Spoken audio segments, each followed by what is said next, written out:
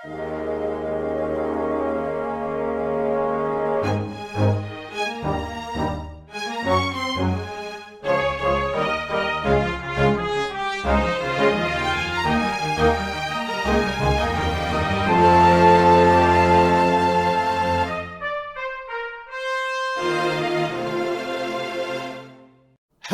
everyone. Welcome to Weekly Manga Recap here on this not a weekly updated time because sometimes things happen and you have to adapt. It's October the 13th. It's Sunday of 2024.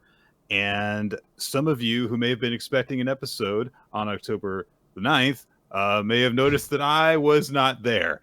But we're here now, and we're going to talk about technically now last week's chapters. It'll be all okay, everybody. Yeah, look, we're no strangers to this. If you're an old school WMR head, as they call themselves, merheads, right. Yeah, you might remember that Weekly Manga Recap used to be recorded on a Sunday night.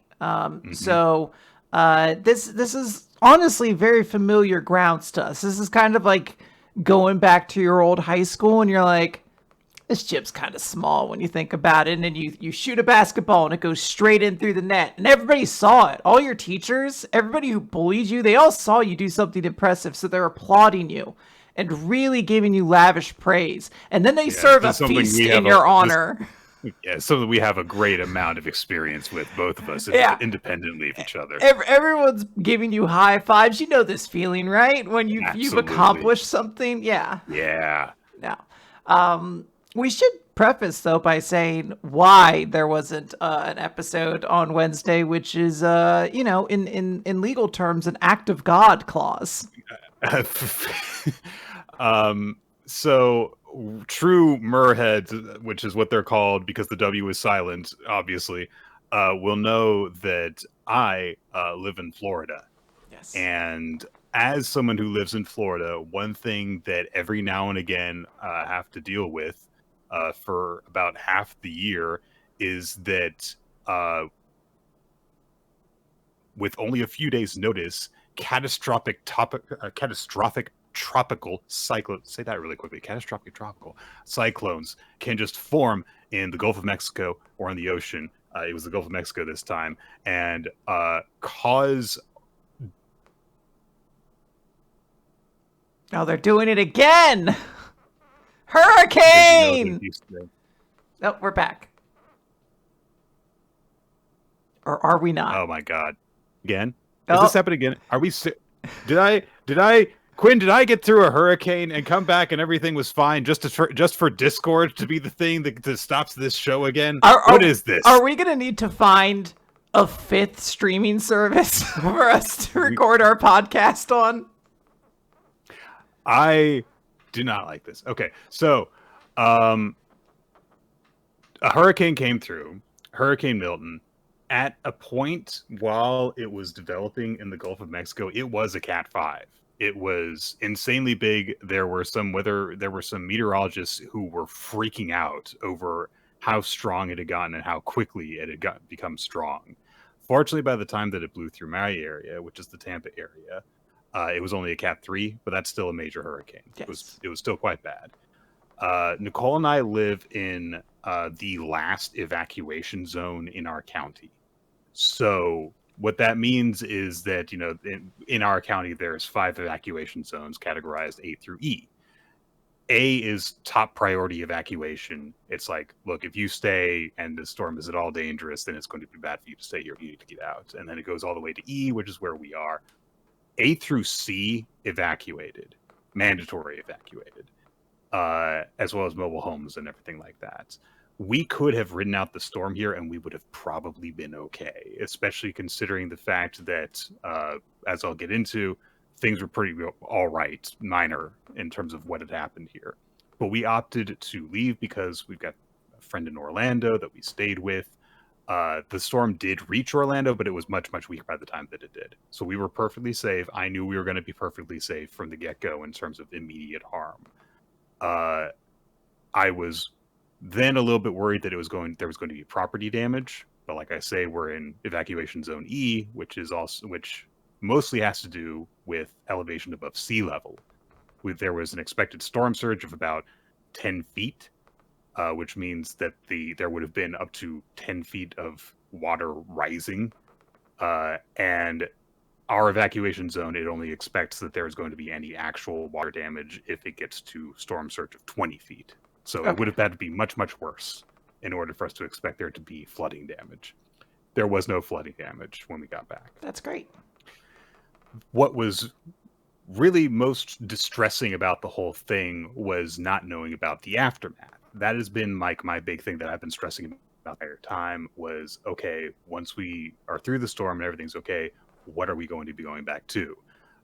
Is our power going to be out? Is our air conditioning going to be out, etc.? And unbelievably, when we got back, like none of it was off. That's incredible. There are 500,000 people who lost power in this area, some of whom are going to be without it for possibly weeks, just because of the amount of damage caused and the amount of personnel that are available to get to those kinds of things. I have gotten messages from my coworkers saying my place is without power and we might be without it for a couple of weeks. One of my coworkers had a tree fall on his roof. Ugh. And he's not sure if FEMA is going to cover it. So there's that. There have been people who have lost their lives, very sadly, because of this storm. And unfortunately, it is, as someone who has grown up in this area and lived here for his entire life, this is just kind of the way that we deal with things. We just kind of accept that this happens. If you want to do anything in order to help out with it, there are definitely going to be any number of different, charitable services that you can donate to. Don't worry about me financially because I might be out of work at the place I normally work at for a little while. It's apparently closed until the end of this month. But I'll probably still be doing some work for them anyway because I can do some stuff from home. And there are other locations which are not closed who have agreed to give me shifts because there was another hurricane before this that also caused damage to where I was working. So I'll be fine. Nicole's going to be fine. We have everything that we need. We're getting back to normal. We went out and got groceries again after we weren't sure we were going to have a refrigerator when we came back home, and we do. We've got air conditioning here. We're going to be comfortable and fine. There was some water that came under our door because the gutter that lines the roof of our building got partially ripped and is currently now hanging directly down in front of our door, basically. My suspicion is, because there was some water that came under our door, that water flowed down the gutter and basically went directly towards our door from there. But altogether, it was a little bit moldy smelling when we got there. Nicole rented a shop vac, and it's mostly okay now. Yeah. And we have also alerted our apartment complex to say, hey, if you don't want there to be mold in your building, come and fix it. But it'll be fine before they do. The greatest amount of damage that was caused was that said gutter also fell on my car because we drove Nicole's car to evacuate. And so there is a very, very obvious point of impact on the upper corner of my windshield that I have to now replace. My insurance will cover it. It will be fine. So everything's going to be okay for me. A lot of people are not so lucky. So if you want to, please do look up anything regarding Hurricane Milton relief efforts. If you want to make a permanent difference, start trying to do what you can. And I know there's only so much that each of us individually can do about climate change, because that is the reason why these storms are happening so much more frequently, is that there has been this unchecked thing causing all these temperature differences, and the temperature differences cause the patterns to form, which allow for these storms to form. And it is getting to the point where that's going to be irreversible. And so that's all I can say about it. And because I have said that, now a lot of people won't listen to anything that I've just said, which is sad. So if you're still listening after I just did my woke ass agenda after being a person who survived the storm, then we're going to talk about manga now and do the other thing that I'm best at, which is trying to get things back to normal.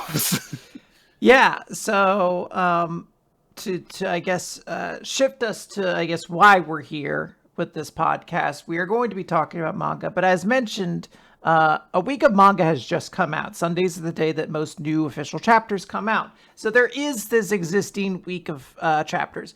We discussed the idea of like, what if we do something wacky and crazy where we talk about half the chapters in double things and then do the other half in another. It just got to be too complicated. The simple fact is we don't have enough time in a normal episode to discuss 2 chapters of like basically every single series. So we're gonna do this episode that's going to be for last Sunday's chapters, and then there will be a regular episode coming out this Wednesday that'll discuss the chapters that just came out today. So you're getting 2 episodes. This one's just a little bit weird, and to the audience, we'll probably be talking about things in the chapter, like addressing like, oh, I wonder why they're doing that. I wonder if this is going to happen. It might have. Please don't tell us. Yeah. We didn't read the chapters to make this easy. We are approaching this from the perspective of as if we were doing the podcast at the normal time, essentially. So anything that would have come out between the 2nd, when we recorded the last episode, and the 9th, when we would have normally recorded this episode, we will be addressing that. Anything that has come out since then, we're going to act like we haven't read it. Mostly because, except with like 1 or 2 exceptions, because I was like, I do wonder if there is some small question I have that could clarify something in this chapter. I completely stayed away from everything. Like there was something in Blue Box where I was like, I wonder if they'll clarify if this happened, and I will address it at the time we talk about the chapter. And I can tell you very simply, no, they didn't. So, which makes my job easier. So. Yeah, so we're going to get started. We're going to kick it right off with Undead Unluck. This is... Oh, Quinn, quick. What's this? There was another thing that happened. Oh, okay. There was not a chapter of My Hero Academia. Oh. There was a one-shot that came out. Horikoshi wrote a 7-page thing that is basically just straight up promotion for the most recent My Hero Academia movie. I'm not going to do a full coverage of it, mostly because there's not really a plot to this. It's just kind of a little slice of life that kind of then thematically leads, presumably, into the plot of the movie. Because there's shots of the characters on the posters and stuff. The main thing is just that there's a conversation while the Class 1A is training together where they're like, hey, Deku, how do you handle having a bunch of different quirks through One for All? Don't you get confused? And he says oh, I treat it like a toolbox, basically, where I've just kind of pulled things out when I need to use them. And then he explains one of the things that I kind of do to get in the mindset is how I studied everyone's quirks and and what I would do with them if I had their quirk. And Ashido and Jiro were both kind of like, that's a little creepy, in as many words. And then they kind of swipe his notebook and are like, oh wow, he's really been tracking everything. And Deku is really upset by this because there's this is for my eyes only, not for anyone else to see. So there's a panel where you can see in the background he goes off to restart his Dark Deku saga. It's a very cute little visual gag. And then there's a joke where Jiro says to Bakugo, oh, he wrote about you too. And Bakugo pulls a very good face. It's a very good angry face. And then he gets really upset at Todoroki because Deku made notes about how strong they were and how similar they were. And every time Bakugo's like, fuck you, Todoroki's like, yeah, we actually are kind of similar, aren't we? He's like, what do you mean we'd be invincible if we were together? And Todoroki's like, yeah, I mean, don't you want to team up sometime and see how that would be like? Just completely, absolutely polar opposite energies. So yeah, that's just some fun stuff there. Yeah. Yeah. So go check that out if you're interested. In the meantime, we're going to start off with Undead Unluck. Yeah, this is, absolutely. Number 225, I want to get to know. So we open with Death and Luck, who are like, oh, okay, so your plan is to take down all of the 10 superior rules. It's not a bad plan. It's just not possible because you don't have Injustice on your side. So that's the only reason you guys have made it to loop 101, basically, is because you've had this extraordinarily powerful ability at your beck and call. And Luck is fighting with Fuko. I think punching her, it's kind of hard to tell. There's just a bunch of action lines. Yeah, there's nothing beneath the action lines. You see kind of like the impact in Fuko blocking them, which presumably means that they're punches because, she doesn't have slices through her arms. Yes.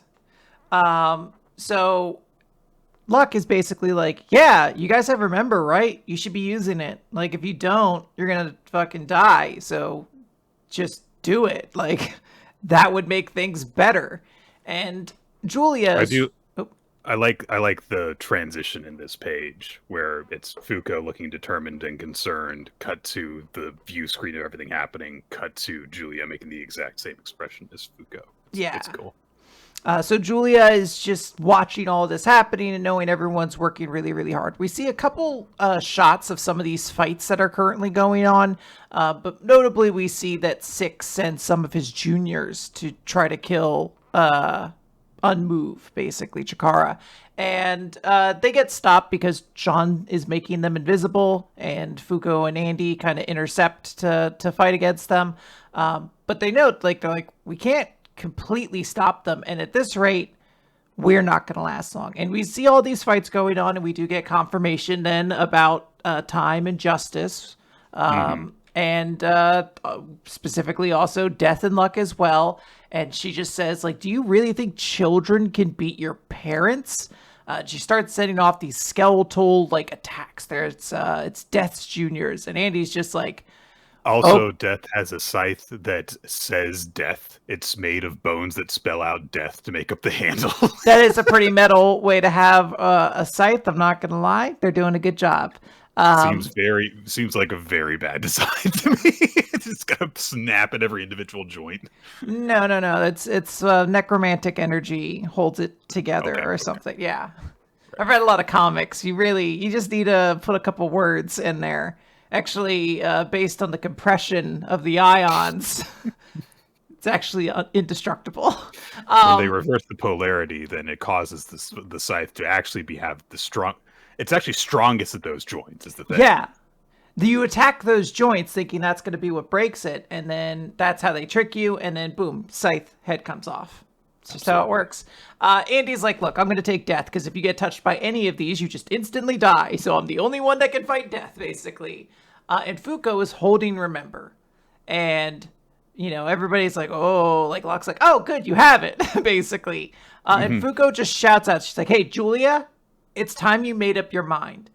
Because the you that stands here right now is only here because of all of the effort of this person, Victor, who really cared about you. You are his final gift, a world where you don't have all that trauma and everything. And I'm trusting in your version of justice. And I've dragged you into this fight because I thought that's how it should be. And I could do Remember right now. It'd be really easy to. But I think the answer to your justice lies somewhere in you taking his affection on in your current state. So what are you going to do? And Julia shouts out that she wants to remain who she is and to get to know that person. And Andy's like, okay, don't run away. So Fuko shouts out, okay, cool. You got 10 minutes. Everybody, don't try to take down your targets. Just try to survive, gather intel, buy time, basically. And Phil, Engine, Creed, you guys get to the round table. I don't understand why Engine comes along, because I feel like you wouldn't want Engine around Creed, because aren't most guns powered by a combustion of some sort? Yeah, I guess you got a point there. So, yeah, I don't know. I guess he has nothing but rail cannon missiles. Maybe that happens, and then Creed's like, but the level of ignition will never decrease. Oh, that makes sense. That does make sense. So Fuko's like, hey, Nico, take Julia where she needs to go. And he's like, are you sure? This is crazy. She's like, yeah, but we kind of only gotten to this point by doing the crazy option. Yep. So let's go. Luck is sad. She's like, oh, you're not going to use Remember? You're just going to die? And she's like, oh no, we will. But once the final piece is in place. And Death is like, fuck all of your plans. And she sends a bunch of juniors after Julia. She's like, why don't you die? How about that? That's a plan. Oh, okay. You're going to pin all your hopes to this one little thread. I'm going to snap that thread. Fuck you. Yeah, exactly. So Julia is heading down that giant like staircase in Union, like down into its deepest part when the juniors start coming. And we have Nico basically tell her like, hey, you go on ahead. And he and those other members basically arrive to intercept all of the juniors with an enormous amount of firepower, basically. Like, they're like, look, we'll just fill this area with explosives.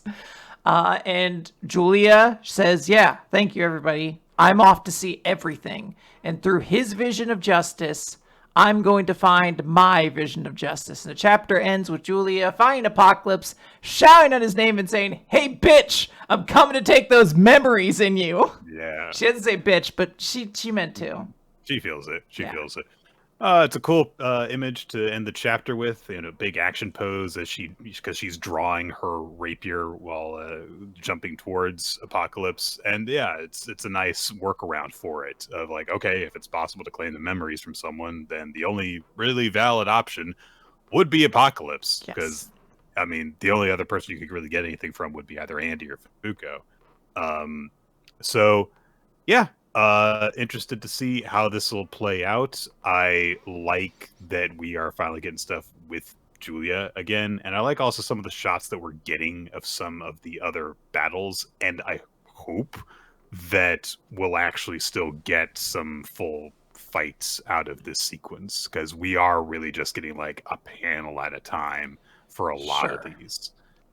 But we'll see how it goes. It depends. I don't know, because it depends on what they basically have on Justice do when she gets it.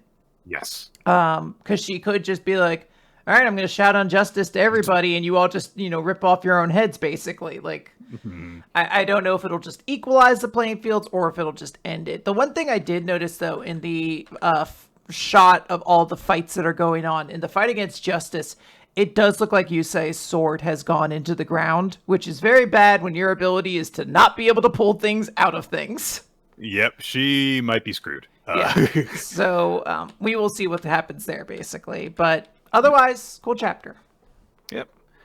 All right, we are now going to talk about Blue Box. Nick, don't you mean Boo Box? I'm not really going to do a lot of the Spookmaster stuff this week. I haven't really had the time to get into character or stuff like that. But I'm going to make some boot puns. I suppose this is a very Halloween-y looking chapter because, of course, Ayame is still in her Sadako costume, and we get a little half cover page of her in that and Kyo in a mummy getup. So last time Kyo had collapsed from exhaustion and some sort of sickness, and Ayame was pushing him on a cart to get him to the infirmary. And at the end of that chapter, Kyo confessed his feelings to Ayame, and we do get confirmation he was just kind of muttering it. And so Ayame didn't get any of what he said. She saw his mouth moving, but didn't actually hear any of it. So they get him to the infirmary. The nurse is not there. So the guy that helps Ayame to get Kyo into one of the beds is like, all right, I'm going to go find the nurse. She tries to find okay, is there a drink that I can give him and stuff? She gives him an ice pack, puts it on his head, and then says, okay, I'm gonna go buy some drinks for you. Just take it easy. And then wanders off, and she's like, why does this guy overwork himself so much? And as soon as she walks out, Saki walks in. Almost I'm like, were you hiding behind the door or something? How long does it take to get drinks? The way this almost seems to perfectly align for dramatic tension. I'm like, where were you, bitch? I feel like you were in a cabinet and you just walked out. You're like, finally, the coast is clear for me to intrude. This girl has a full scene with Kyo in the time that Ayame goes to just get drinks to bring back to him. So she sits down next to his bed and she's like, oh, I heard that, you collapsed. And she says, man, you're always just enduring stuff, Kyo. We need to hook sensors to your body so that we can like keep track of your status and stuff. But she also says, when did you become such a stoic person? Like, you used to be a lot more honest about how you were feeling. And she remembers when they were kids and he was, like complain about like being upset and stuff. And she says, I wonder if it's my fault. And she thinks to herself, like, Kyo's the oldest sibling. And so he needed someone that he could rely on the way that a younger sibling relies on their big brother or big sister. So I hoped that I could be like a big sister to him. But you liked me, Kyo. And that's not what I wanted. And then she remembers, like, as they got older, like, she would be like getting, like uncomfortable, and he would be comforting her, like, oh, it's really sunny and hot out, and he gives her a drink the way that she did when they were lost and separated from their parents before.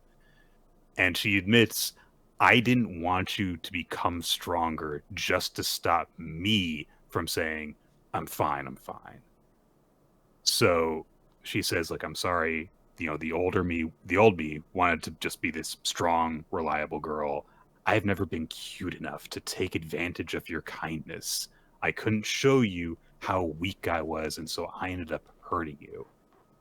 But I finally realized people like you are 1 in a million. And at first, I had fun when, my heart would race and I would be swept away by romance. But as time went on, the balloon would deflate. And she thinks about how, her boyfriend made her feel good, and then it turned out he was an unreliable douchebag. Yeah. So she says, I never realized how important it was to feel certain some things would never change. Which, I understand she's saying he's reliable, but that also is like a very unromantic way of putting it for the guy you're claiming to have romantic feelings for. It's kind of weird. Yeah, I mean, I think, she's still a kid, so I'm not trying to judge her, but I do think that she hasn't quite realized that she, even in this way, is still taking Kyo for, like, advantage of Kyo. Like, she, in her own way, she has subconsciously always put in the back of her mind, like, this is the good guy, though, that I'll have at some point. So she thinks about that, and then she says to Kyo, while he's still, unconscious and on the bed, if it's not too late, please stay here with me. And in between those, she thinks to herself of Ayame, don't go to her. And she leans down and kisses him while he's unconscious on the bed. So she makes a bad decision. It's because look, I'm not gonna say it's like, burn her. This is not a good thing to do. Yes. Like, you shouldn't do this. This is not, and I'm glad that there is like this very, like, in so many other romantic stories, like, oh, kiss the sick person while they're unconscious. Like, don't do that. Yeah. Even if that's the end game of the story, don't do that. That's not a good thing to do. Only do that if you are in a pre-existing relationship with the person and you know that they would want it. Like, don't do it. It's like, oh, I'll sneak a kiss from this person that I'm too cowardly to do this to when they're awake. So she does that, and once you fucking know it, Ayame comes in with the drinks at that moment. So many drinks, too. She got like 5 of them. 5 different ones so that Kyo would have something he liked, presumably.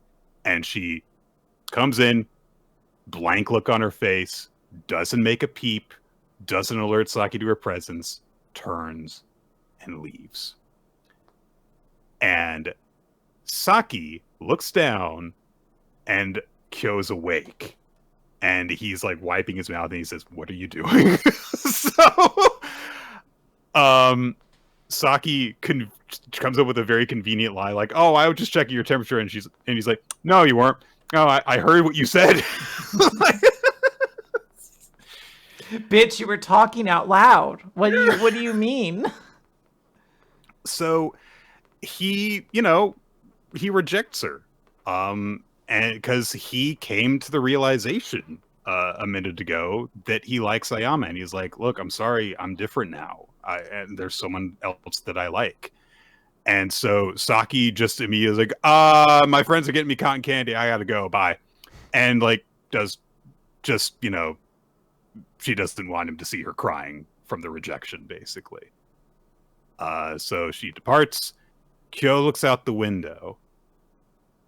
Ayame comes around the door.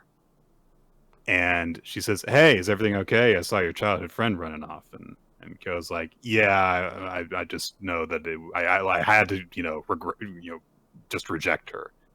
And Ayame's brought him a drink. And she says, "I kind of overheard a little bit of what you guys were talking about. Did I hear you say you liked someone?" And Kyo just outright says, "Yeah, you heard right. I like you, Moria." And she smiles and blushes. And then Kyo wakes up. You.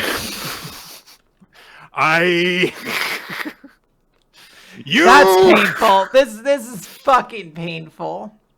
It's such a nice detail that when Ayame appears in the dream, she's not in the Sadako outfit. She's not, because she's the way that Kyo prefers her, with the usual Ayame look. And of course, when you have that reveal, of course, immediately like, no, because it's going to happen. So yeah, the guy who ran off for help earlier, and someone else says like, "Oh yeah, look, yeah, you had a really nice nap." So he's been out for hours, probably, to say, "Yeah, your parents are going to come pick you up. We're really sorry this happened during the culture festival, but the haunted house was a huge success thanks to all your hard work." And some people were like dating each other when they came out of there too, because of that whole thing where when people get scared, they also like kind of get drawn towards each other that make them feel safe. They also say, "Oh, Ichi made a public declaration of love and got rejected." Ooh, I don't know Ichi, but that hurts. Both things happen. And then Kyo's like, "Oh, do you guys have a water bottle around?" Because he realizes the drinks aren't there. And then like, "Oh, and also Moria and Takasago are going out now." And that's just how we end the chapter, is just Kyo just realizing, "Oh, when she came to see me and I confessed to her, that was a dream. Damn it." It's also the realization that he may have missed his chance. Like, it's such a defeating moment to see him there, because it's not a shocked expression. There's just like, I don't want to read into it, but it feels like a deadness in the eyes, like, oh, you just told me the thing I've been worried about happening has happened. Okay. During his big thing where he was thinking last chapter about, "I don't want to be too late," it turns out he's too late. Yeah. So, very painful. I'm hoping next chapter, someone hits like a rewind button. They're like, "Hey guys, I found the remote from Click. I'm going to rewind just a little bit, and then we could try this again."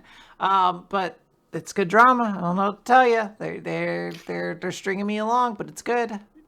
Yeah, and again, looking at this from the mindset of, two people who are way older than the cast of this cast of characters, is like, Saki's not a bad person. She's just a stupid kid.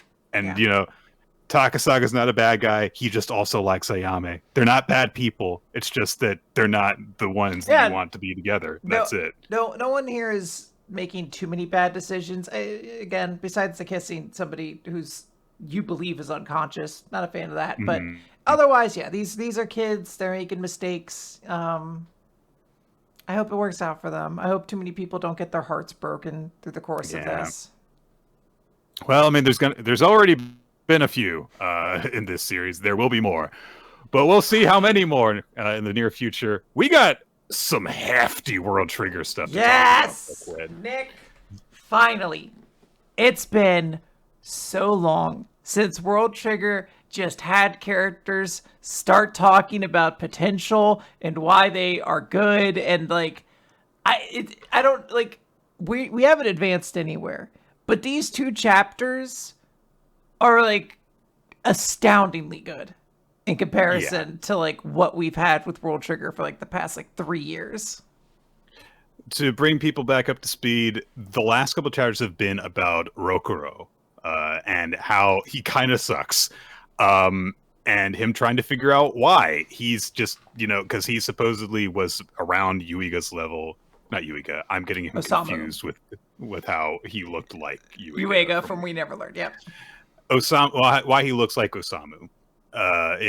So Rokuro is like, I kind of felt like Osamu and I are like on the same tier, and yet he's way better than me, basically. So he asked a bunch of questions about how that could be from Hyuse, and Hyuse is going to be like, okay, well, sure. I'll first off, the first question is, what does Osamu have that Rokuro does not? And then before we get into that, Rokuro is like, hold on, you were saying like he's more capable than me. He has more capability than me. What does that mean? And so, like, okay, I get that there is like a gap between them, but where does it emerge? And Hughes just basically says, like, capability is just the fact that he has produced better results than you. And so there's a wonderful metaphor that he related to, which is, imagine, if you will, a pair of taiyaki chefs. One of them sources ingredients carefully, follows the manual to the letter, prepares food with decision, practices zealously. The other ignores instructions, eyeballs measurements, makes up her own process, has barely minimal knowledge in order to keep the business going. Which chef is more capable? It's just which taiyaki tastes better. There is like no other way of actually measuring it. And so it shows like between Wakamura and Katori's would get way more taiyaki customers. She's just more capable than Rokuro, despite the fact that he practices way more than her and she doesn't really care. So it's all about results. They're like, okay, so you're saying that Osamu's a better taiyaki chef. And he's like, well, no.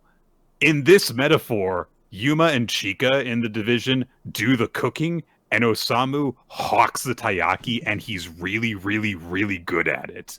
And there's a visual of them that is so good because, like, Yuma's doing Yuma things at his position, and Chika's just giving out giant taiyaki.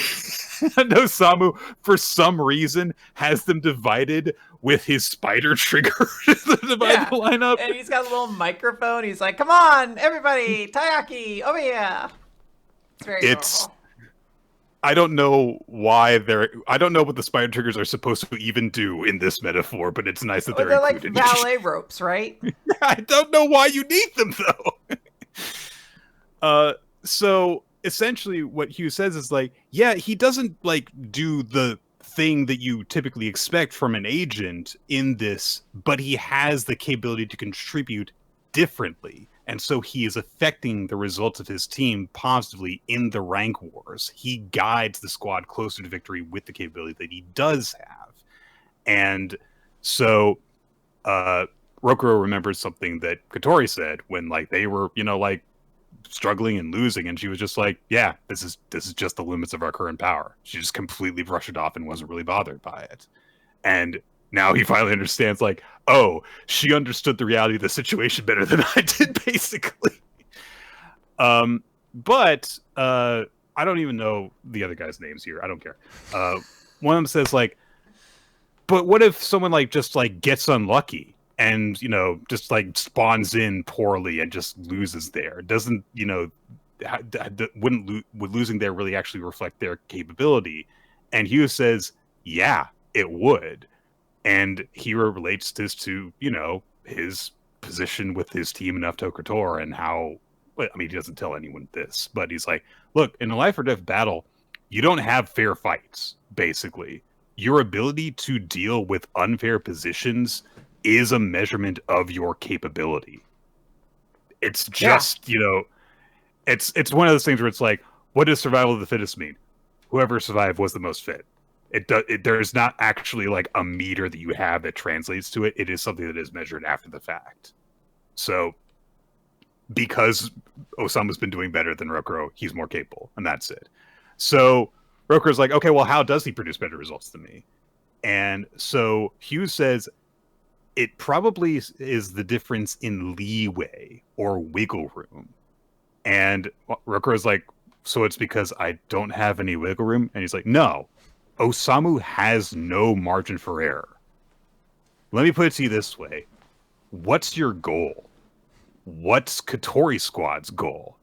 And Rokuro's like, I want to become a masterclass gunner, and I want my squad to reach A rank. And so Hugh says, okay, when? What's your deadline? He's like, I don't really have one. So Hyuse says, Tamakomatsu has a concrete goal. They have a clear deadline.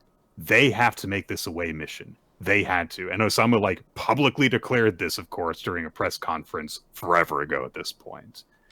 And Hyuse says, look, I don't know all the specifics for why this is, but Osamu's got some sort of personal reason for this, so he has to take part in this mission. He has to do this. And Surokuro's like, what, so a deadline matters that much? And he's like, yeah.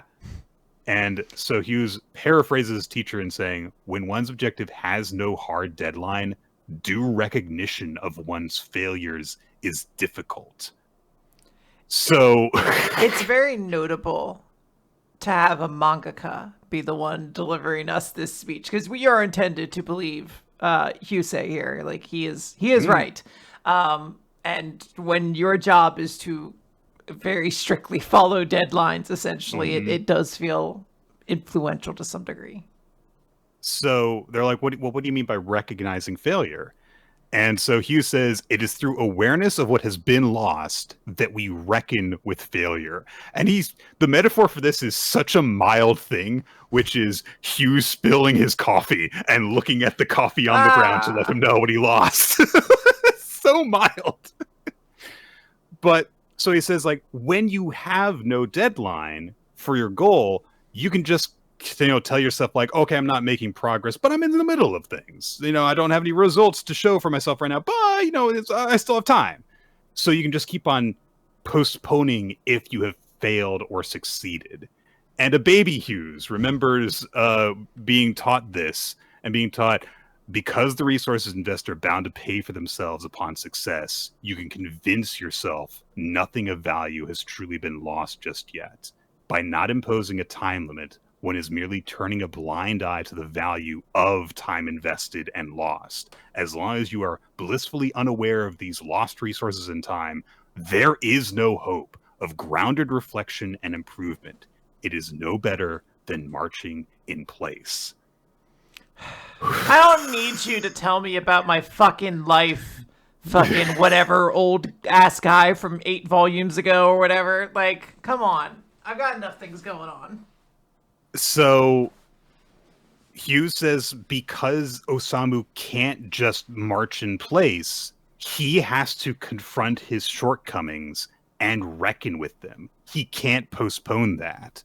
So it shows, like, what would Osamu have been like without this deadline? He'd be like, well, I mean, what's the point of trying? And then with the deadline, he's like, okay, I don't have trying capacity. I have to find another solution. I just have to. Yeah. And so he did. And so because of that, Hyuse says, like, he has these great ideas, though. So his approach lets him capitalize on the strength that he does have. And so they're like, imagine if he did have extra leeway. He might just be like, oh, well, I'll just, like, try and focus on battle prowess, even though he couldn't. And there was a time in the manga where he tried to do that, where he tried to figure out, like, how do I get better at battling? And it turned out eventually, like, he's got a ceiling. Yeah. You don't. He'll do something else. I also like how people in the background are just being like, you suck. Hey, dude, you blow. Remember us?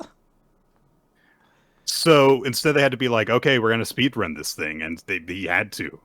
So Rokuro's like, so what you're saying is if I impose my own deadlines and pressure myself, I could find a strong suit like Mikumo.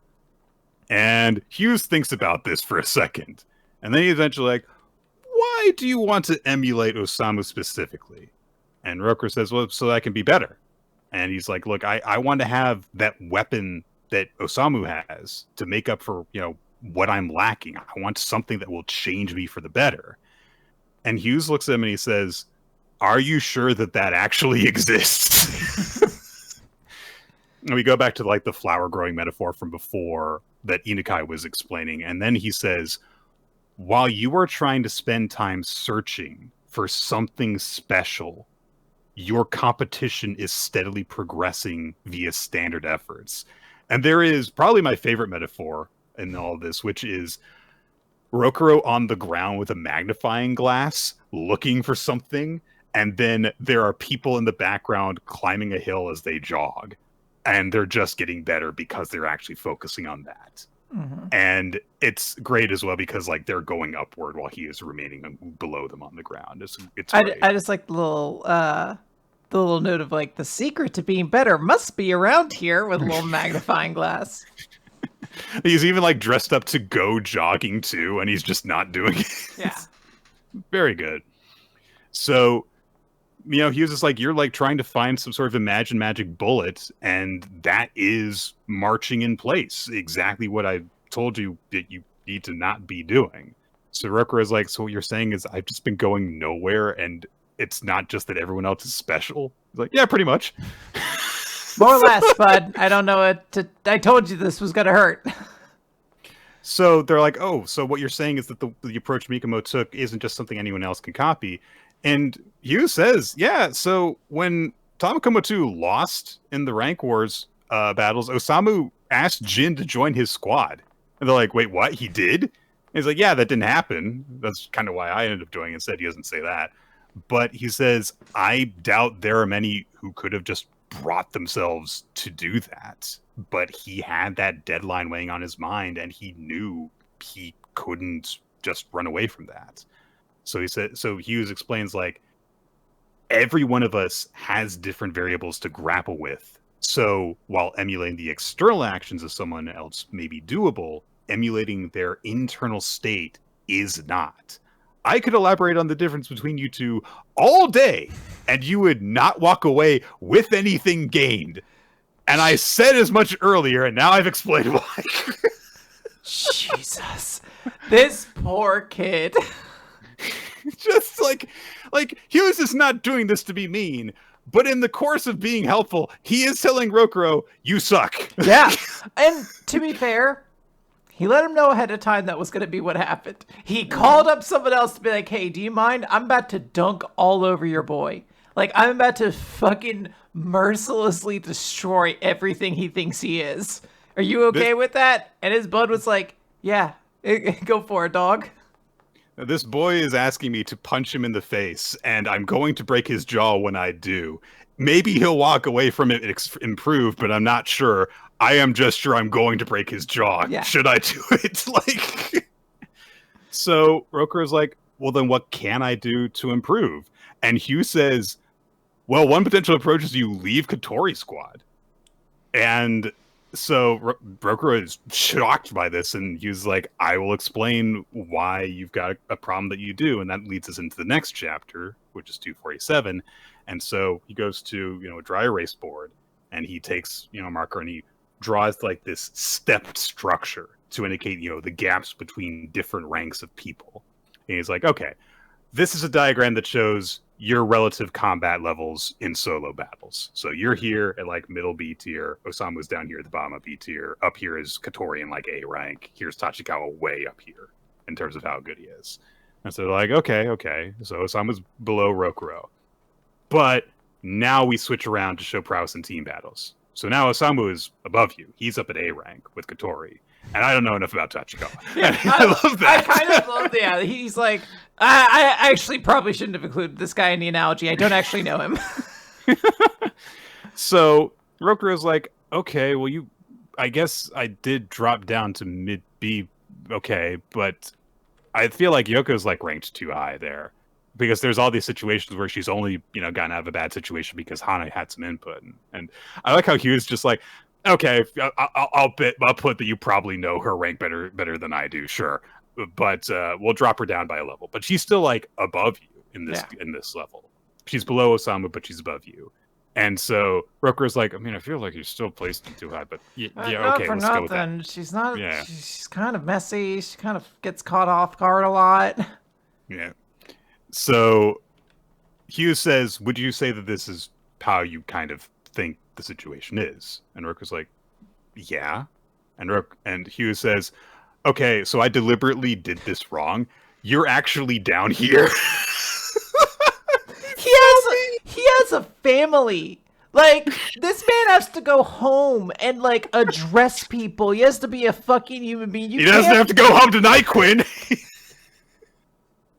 He can cry until the test is over. This man's gotta gotta like live a life after this. Like he has to eventually get another job, and you're just like, hey, you know this thing you're devoting yourself to? You're actually significantly more dog shit than you thought you were. Like, oh, I bottom B? Oh, honey, no. You wish. It's gonna be like, Hyuse, this man might not just quit freaking Border, he might not be able to be good at any other job he takes because he'll always be questioning himself. So, but Hyuse says, like, look, I prepared for this exam by watching every match from this season that you guys are in. Good boy, Hyuse. Yeah. You know, to be prepared for this. So it's like, so what I took away from that is that you aren't at the level where you can contemplate how you and your allies should act in a situation. And there's a very quick let him cook moment between the other two. Yeah, guys, like, oh man, dude, you can't. No. You can't. Like, Nick, you're the other guy. I'm like, I don't think you should be. I mean, he has to live after this. He has. No, he doesn't. No, he doesn't, Quinn. Let him destroy him. I came to see blood. We've been dealing with this guy as our quote unquote leader for the last week. Fair. He needs to hear this. So Hugh says, I think that the root of your problem is that Katori is too competent. And Rokuro's like, what, really? And Hugh says, yeah. Until you guys reached upper B rank, Katori squad had no wall that they came up against. Because Katori would earn so many points by herself. She works fine as the team's ace, but you have sailed over a wall you should have crashed into. You were carried to upper B rank. And so with the steps metaphor, he explains, like, you were supposed to be at C rank and overcome a wall to the bottom of B, overcome a wall to middle B, overcome a wall to the top of B. And instead, she is so good, she flew all of you over those steps. So you did not have an opportunity to learn the fundamentals of team battles, right? And Rokuro's like, oh God, is that true? I love that this is, because I don't play a lot of gaming online these days anymore, but I have in the past. I played like Overwatch, League of Legends. Like, I do know what it is like to get carried into a tier where you're like, oh no, I'm not supposed to be here. I have better teammates. I need to, I'm embarrassing everybody. Or like when you join a party on someone who is like, oh, I'll join the lobby, and so we'll use my rank. And then you're like, these guys are way better than anyone I have. Yeah, what's going on? I don't think our MMR is matching up anymore or whatever. Exactly. So Rokuro admits to himself, like, I guess in the final match, I had no idea what I was supposed to be doing. And I thought that from my training with Inukai, I was learning parallel thinking, but when I was in that situation, I wasn't thinking about winning strategies. I was just worried and had fears in my head. And we get a flashback to that point where Katori was like, I'll just like charge in, and Rokuro was like, hold on, and oh, what happens if this happens? What happens if this happens? What if this happens? And that was all he could think about. And so Rokuro looks down at himself and he like is visualizing his legs crumbling underneath him because he's like, am I even weaker than I thought that I was, basically? So Hugh says, my take is, if you find yourself marching in place, it tends to be because you're challenging walls more insurmountable than you realize. You believe you're trying to make the jump from mid B rank to the top of B rank, when in fact, the wall before you is from C rank to the top of B rank. And that's why he's failing, is that he's trying to overcome a wall that can't be overcome at his current level. And he says it's like if you have someone who can't do arithmetic to perform a complex computation. No one could do that. Like, that's just not a fair thing to ask of them. And you have this tendency to keep searching for external answers, which is likely rooted in that set of circumstances. You think that there is some sort of key that you're not seeing, when it's just because you haven't been making the climb this whole time. So you have to know yourself to solve the problem, and you have to pick a challenge more appropriate for your level. And in my opinion, if you left Katori's squad and made a new squad, and began the march up from the bottom rung, you'd be able to grow more capable than you are.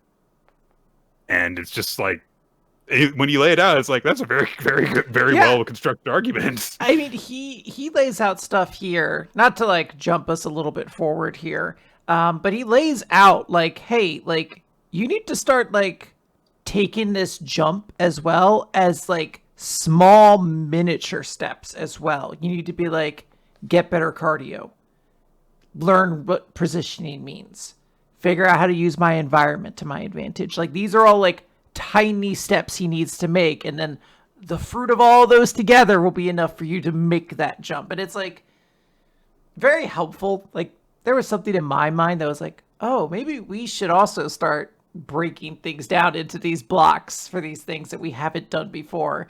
And that actually has been paying some level of dividends. So thank you, World Trigger, I guess, again.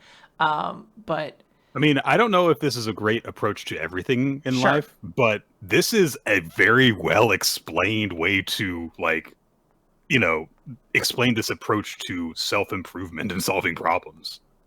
Yeah, absolutely.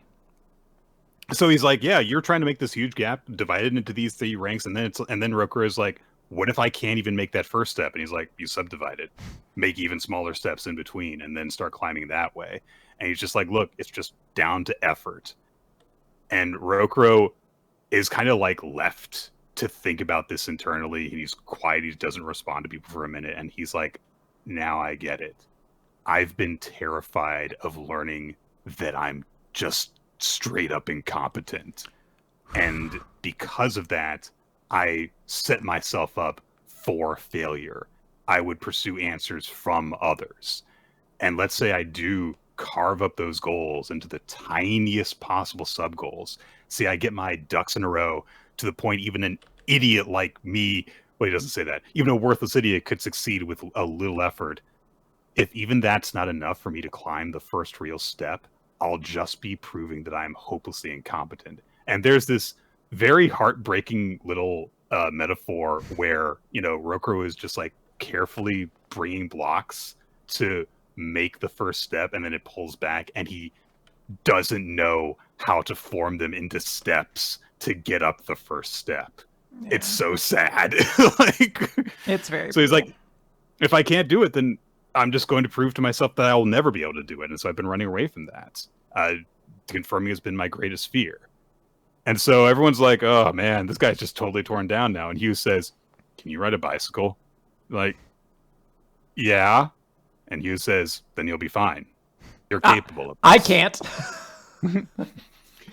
So, well, if someone says, like, anyone can ride a bike, though, I can't. Yeah, that's what I love. I love he's being like, I cannot. So you are better than me in that way. It's like, don't they have bikes in Canada? But he's like, I come from the mountainous biome of Canada where a bicycle would be a hindrance on the Alpine Pass. Oh, okay. Relying on me not knowing how Canada's structured. I bet there are a lot of mountains up there. Okay, sounds good. Yeah. And Rokuro's like, okay, but being able to ride a bike is kind of taken for granted in Japan, but even with the same, like, machine, there are some people who can, like, cycle way better than I can. And he was like, no. That doesn't have anything to do with anyone except you. You can ride a bicycle, which means you learned to do something you were once incapable of, and you did it through training and effort. And he's like, forget the bicycle analogy. You could have say, like, oh, you're mastering, like, chopsticks or whatever, which, again, Hyuse struggles with because he's never done it before he came here. So he's like, just think of the times that you did learn to do something, and then subdivide your goals as much as you need to make them attainable, and you will improve. And through this, you'll gain confidence. And that's the note that their conversation ends on. Rokuro is left to contemplate this while getting ready for the night, and we're just kind of left to wonder of, like, hey, is Rokuro going to be okay after this? I kind of get the feeling he will be. I do as well. I think the fact that he has the self-awareness to be concerned about all these things leads me to believe that he has a pretty good, like, content of character and self-awareness to make these sort of adjustments to himself. I don't know if he's necessarily going to fix everything. I don't know if he's going to take the advice and quit Katori Squad. I don't necessarily know anything, but I think he'll be okay. I think I would be more concerned if he didn't even bother asking questions and he just got like super depressed. He seems like somebody who's trying to actually process all of this. He just lacks the confidence to do so, which makes sense. He's also like 16 or something like that. So, you know, a lot of these guys are still kids. So, and these are the kids that didn't grow up with war. So like Hyuse and Yuma, like they're different, but these guys, you know, they haven't gone to the other world yet or anything. Yeah. I know we spent a long time on those 2 chapters, but they were really, really good, and I wanted to indulge. Oh, yeah. We're going to go on to Astro Royale then, Chapter 24, Kinpa's Wish. We've just finished the flashback with Kinpa where she re-experienced her parents being murdered in front of her, and she flashed back to how she felt in that moment where she just thinks to herself, stop shaking, weak Kinpa, disappear. And now we have the context of why her power is invisibility is because she wished that her weak self would vanish so she wouldn't be ashamed of that. I forget her name. I forget it. I have not memorized it. Ray something? It's very short and begins with R. But she says, oh, you have an Astra born from sadness, just like mine. Ominously, don't talk about that any further. Foreshadowing, Nick. It's foreshadowing. So she does bring up the part like, okay, the Daybreak ore was said to turn wishes into energy, and Astros make wishes come true. So yeah, there's probably a connection between them, which I do appreciate that there is someone who just straight up says at this point, once they know anything about the two of them, like, there's probably a connection here. Just straight up say it. Yeah. And they're like, yeah, and apparently there's just this really powerful power source that is really dangerous that Himuro and also our brother Shio want. So we need to stop that, not let that happen. Karan flies in the form of a bird from outside, and they're like, you can turn into a bird? It's like, guys, he's turned into inanimate objects. Calm down. But yeah, he's like, yeah, they're the helicopter's here with the cops, and Himura shows up. Kinpa is not in a good state because, you know, the dude who freaking murdered her parents just showed up. And they're like, did this guy follow us?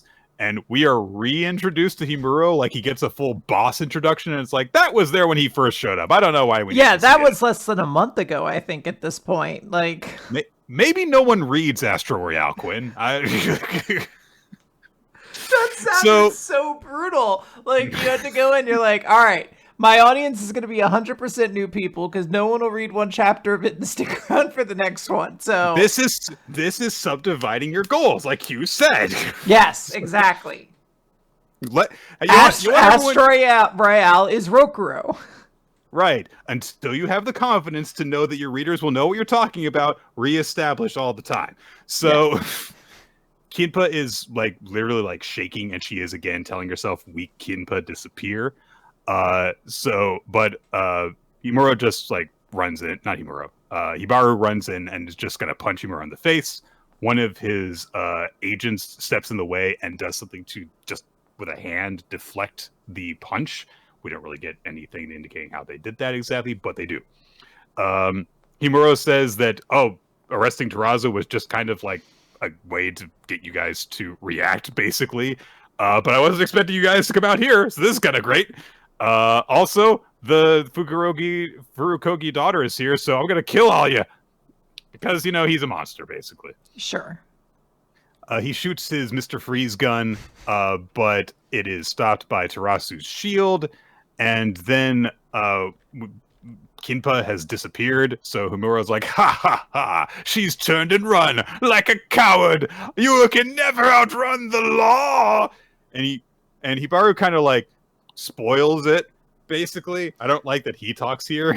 Well, what I like as well is I feel like he fucks up his own gun because he's like, ah ha ha, keep running, and he fires into the air, and it's just ice. So he just covers his gun's muzzle in ice, and I'm like, don't you need that to fire another bullet? Like, without that, aren't you just like a normal dude?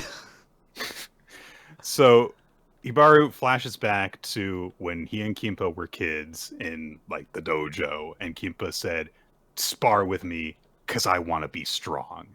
And Hibaru's like, "You've got more guts than that, don't you, Kimpa?" And Kimpa is there invisibly. She gives Hibaru a tap on the back of like yeah, thanks. I was shaking with adrenaline and excitement, but you helped me calm down. Which I guess. But she thinks to herself, I've been waiting for this day for so long, and we get more interspliced flashes of like she sparred with Hibaru so that she would be strong enough to do something when she finally confronted Himuro. And she's like, I wished on the asteroid for my weak self to disappear. And she flashes all the way back to when her mother was dying for being shot. So I guess it was a very, I don't know. It feels like it should be easier to execute somebody if you have a gun to their head. But apparently she had enough time to do this after Imura left. And she says, don't cry. I was prepared to die for this and made peace with it. Because my life's a battle, remember? And while she's invisible, Kimpa screams out Himuro's name and then roundhouses him in the fucking head and knocks him to the ground. And she says, I'll never run from you because my life is a battle. And Himuro's Hibaru is like, I told you were just like your mom. She took the catchphrase her mother had. It's not a good catchphrase either. It's just not. I don't know what to tell you. But it's a better catchphrase for her. Yeah, it makes more sense when your life actually is about fighting something. And she was like, I'm getting ready for a great battle one day with the person who ruined my life, and I'm going to do it by kicking him in the head. Yeah, I'll take that. It's not great, but I'll take it. I'm on board with that. Look, I don't love this. I wish Kimpa had gotten some development before this, because everything is feeling a little spontaneous with her character recently.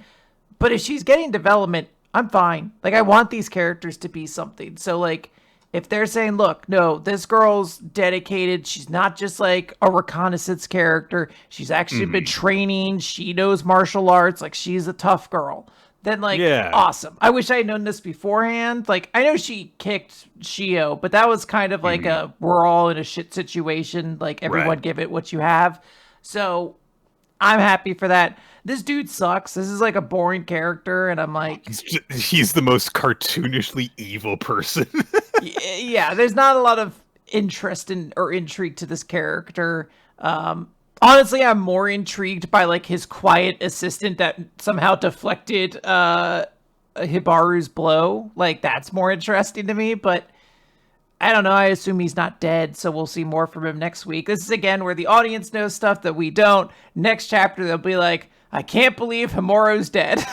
You know, that's tragic. But Kimpa, it's good that you finally caused your first loss of life. It'll make the next ones easier from here on out. Remember, we're a Yakuza family who owns a offshore mining drill. So, you know, obviously we kill people a lot. Yeah, it's one of those things where like a lot of the stuff in the chapter on paper in and of itself is fine. Sure.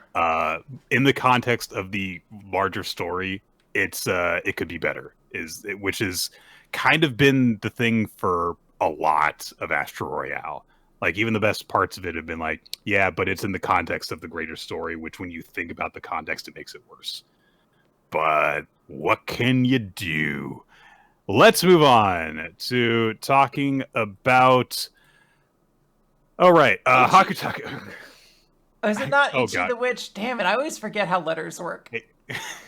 Hakutaku, which comes before I. Well, hold on, Nick. E, F, G, I, H, J, K. No. Damn. Hakutaku, Chapter 3, Hikima and Noto. Noto, last chapter, at the end of it, asked Hikima to develop games with her. And before Hikima can give an answer, Noto's mom says, like, hey, Masumaru from the electronics store is here and says he wants you to make him a game. And I love that the guy is like, make it for cheap, please. It's just the most, like, oh, do something for me, but for really, really inexpensive because you're an independent artist and I don't want to spend money on this, basically. He's like, yeah, so there's a competition here to actually, like, do... they wanted to advertise it with a mini game, and so he apparently made a bet with someone about it, And he's like, well, it's not actually a bet, though. It's that I've fallen for someone. A single mother who has a kid that I want to win over by having them be impressed by the video game that you guys make for me, I guess.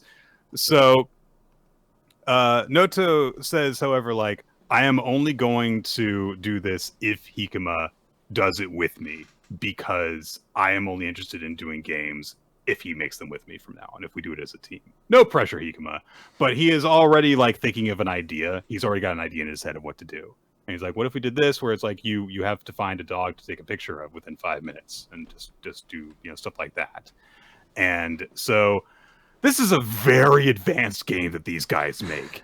Like, it's... She's like, well, we need to have image recognition AI. It's like, hold on. You two kids in high school making your second game together? All right. Go for it. Those tools are available on the internet. You could just type makemeavideogame.com and it'll do it. Nick, that's how the internet works. So Noto makes some context and is like, hey, this is Mitani, a Tokyo University grad student who works with AI, and Nishikawa, an area manager at Glico. This is something that any high school student can do, Quinn. You can make video games if you know people who do this. Like, so they make plans with them and stuff. They're like, we can use pre-made code and art assets and all this stuff and do this and that, and I need stat pull-ups and stuff, and Hikima is like the person on the outside, and so he's kind of like watching them work on stuff, and then he eventually is like, hey, there's one more thing. I want to set up a map with places dogs and cats will likely be that the kids can head to. And so it's like, all right, and then can we get like a bunch of snacks together and like get them by the ton if possible? And Morimasu is like, man, I know I'm the one who asked for this, but I think these kids are even better than, or might make something even better than expected. And they're going over the coding together. Brought to you by Apple, because the Apple, it's a little like Apple laptop and stuff. And then it's just like, all right, it's time for the game. We're 2/3 of the way through the chapter, and they have this game ready that involved AI and programming, and like, they did it, right, Nick. It's fine. They did it. They say to the kids, all right, everyone download this app. They're children. They're children. They don't have phones yet, I presume. Do they have children? Because these look like kindergartners, right? Or like first graders. Look so young. They are in primary school. Like, well, this is actually a real question. I have children of my own. How young are kids getting cell phones nowadays? Independent cell phones? I have no idea. I would assume like middle school or something is when you'd start getting them, right? I mean, I truthfully, Quinn, do not know. The fuck are you calling when you're 8, like 5? Like, who do you need? Like, I got a cell phone. He isn't real. I got a cell phone when I started high school. I believe my younger brother, who's about 6.5 years younger than me, got one in middle school at some point in middle school. But with the advancement of technology and different social, expectations and stuff, I have no idea what the level is for people to have their own cell phones. Because obviously there's the whole thing of like, oh, give the iPad to the kid and they'll entertain themselves. I've seen 2- and 3-year-olds playing on those. Sure, but that's also not specifically then, because I could also assume like, oh, you give your kid like the Firefly phone or whatever, one of them old ass phones that you can't like go on the internet really, or like this has like 6 pre-programmed numbers, you can call us if you need us or whatever. Right. Whereas here they're like, oh, no, download this app from the store. I'm like, I don't... Right. These are children. I don't think they should just be downloading things from the App Store. Which means that they do not have restrictions on their phones for what apps they can download, because this is an independent group doing this. This is a very nitpicky way to handle this moment, so I'm going to have us move on. But I guess this is as much thought as I put into Hakutaku in this. Spoiler for 10 minutes from now when we decide to not keep it in the recap. It's very popular. The kids, download the app and then they're like, okay, they need to take pictures of stuff. And so they run out and get some pictures. And then they're like, okay, so this one got big points. So they have a scoring mechanism based off of AI image recognition here. So, which is judging them on angle, expression, and liveliness. So they're Pokemon snapping for these kids, basically, but in real life. And so they give out like prizes to the kids, and it's like, here, have some, you know, some free snacks for getting the high score and stuff. And then Hikima has like another like burst of overstimulation because he's so thrilled. It's like, oh, a game that I made is being enjoyed by people. And then, as it turns out, oh boy, the son of the woman that the guy was crushing on was sick and didn't even get to do it. Oh no! Whoop, whoop, whoop, whoop, whoop. And then Ikuma's like, yeah, it would have been nice if you could have played our game. And then Noto's like, yeah, I would have. And Hikima says, you know, I don't have a clear goal in mind, but even if I don't, after what happened in the classroom, the stuff we did today, I want to do that all over again. And I wouldn't have felt it twice if I was still on my own. So would you keep making games with me? And he's all like really emotional and embarrassed when he says it. And Noto looks at him super seriously. Before she even gives her answer, a couple of kids come in and are like, hey, we missed the event, or like we didn't get a high enough score to win. Can we do it again? And Noto says, sorry, we don't have plans to run it a second time. That thing that you spent hours and hours and hours it's just done now. Just a one-time thing for like 27-year-olds. Not 27-year-olds, 20 space 7-year-olds. Yeah. Who didn't pay you for it. And so she says, but the two of us will make another game soon. So wait until then. I don't know how feasible it is that you can follow this business model of just constantly churning out games for like weekly events, Noto, but okay. I'm glad that AI recognition software didn't require you to pay any licensing fees. I'm glad. Absolutely. I'm glad this was all free. Look, I don't have anything against this series. I'm not sitting here on a rooftop saying Hakutaku burn or anything like that. It just doesn't do anything for me. I never feel anything as I read the series. Like, it just kind of exists. And to that degree, we're 3 chapters in.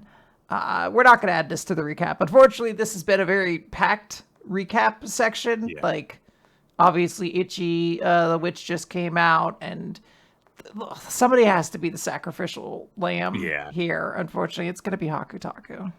And there has to be like a happy medium between spending all of your series making a single thing in your series about creating things, like what happened with Tenmaku Cinema, and we'll just churn things out like it's no big deal every single chapter, like what's going on with Hakutaku. I don't know what that happy medium is. Wait, yes, I do. It's Akane-Banashi. Well, I mean, that does say something, which is like, look, I know nothing about game design, really. I've watched videos on it. And there are interesting ways to, like, discuss game design. And I feel like we just haven't talked about any of that stuff yet. Yeah. And because of that, I don't really have the hook to get in on this. I'm like, oh, it's like a Pokemon Snap game. I'm like, okay. That's, you know, I've heard of that, though. Like, what about it? I don't know. There was a lot of talk of the love of sharing your craft with other people in this chapter, which I did appreciate. Sorry, in this series, I should say. But there has been very little in terms of the joy of creation, which feels like is the entire point of having a series about the creative medium that is spotlighted in a series. So, yeah, I'm not really interested in it. We will see where its future lies, but we will not be closely following it. Let's talk about Hima-Ten. Chapter number 13. Yeah, take that, Hakutaku. Yeah, I don't care where you go, but you can't stay here. Pretty much. Midterm exams are approaching. Iamori is a little bit worried about that because he's like, look, I've been busy with work and everything, but I still have to, keep up with my studies and everything. And he's struggling a little bit while he's just kind of like studying by himself in class. Kanai comes up and says, oh yeah, that's kind of a hard one there. Can I like show you how to do it? And she says, oh, you use a combination here, which is, there's such loose language. I will tell you this, Quinn.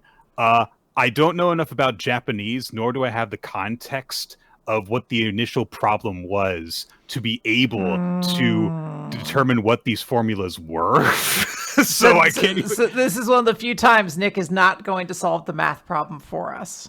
Unfortunately, I can't see what the original was. So. Yeah, but we know the answer is 2016. Yeah, that's right. So maybe it's a problem. Just like the answer to the question, when did the world go to shit? Exactly. Anyway, we were going for the exact same joke. So Mori's like, yeah, thanks for that. And Kanai says, like, hey, I know that you're like putting in the effort, even though you're also busy with work and everything. So yeah, I'm glad to help you out. And Mori's like, come to think of it, you've always been like super good at studying. And Kanai says, like, it's just that it's the only thing I'm good at. It's like, oh, honey, have some confidence in yourself. It's okay to be a bookworm. But before the conversation can really develop further, because Kanai was about to ask Iemori something, Mayu comes in, and she's like, you want to study together? And then she's like, oh, hey, Iemori. Hey, what were you talking to him about? For sin.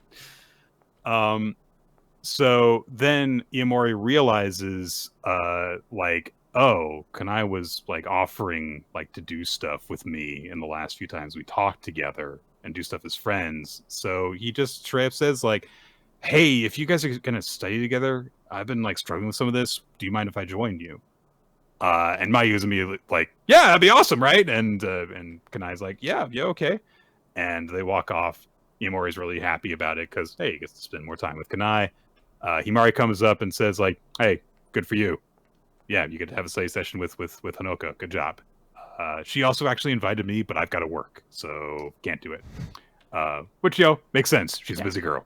So she says, yeah, I can't believe you have to save up for tuition and also focus on your schoolwork and stuff like that. But, Yumori's just like, hey, I see you working hard. I see Kana working hard. And I feel like, yeah, I need to work hard too.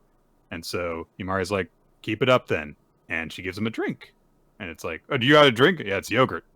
Is it yogurt or is it a drink? Or is it a drink? Nick, come on. We've all enjoyed the delicacy of a Go-Gurt from time to time. That's essentially a yogurt drink. I guess it's very close to it. Yeah, you just change the consistency a little bit, and you either, wind up with that or something that you'd use in pornography. Anyway, so Himari walks up thinking to herself about how Iomori's been working so hard recently, and she thinks to herself, unlike Honoka, the only thing I've done is pay him for his work. And she's a little sad about it. And there's this, thing going on with both of Iomori's primary love interests at this point now. We're just like, I'm only good at this. And it's like, oh, you poor kids, you'll learn to accept your flaws and strengths eventually. It'll be okay. Or you'll just grow up with anxiety. A lot of people do. It's okay. Yeah. Mayu and everybody else are there for studies, and she's just being her usual, very exuberant self, and it's like, we're in the library, be quiet. Okay, sorry! So, Iomori, shows Kanai what he's been struggling with, and she's peering over his shoulder, so he's like, she's so pretty, and it's like, calm down. And Kanai's like, oh, you do it like this. And again, I looked at the page and it's like it's like a multiple choice thing or a multi-part thing. It's a multi-part thing that says do this, and I don't know if it's a matter of solve the equation or do things with these equations. They involve I, the imaginary number that is a square root of -1. So this is actually a lot easier than it looks because you do have to do stuff with algebra. One day, I'm going to create something. Some kind of visual art, and in it I'm going to secretly put a math problem so that Nick can solve it, because I feel though it brings you joy.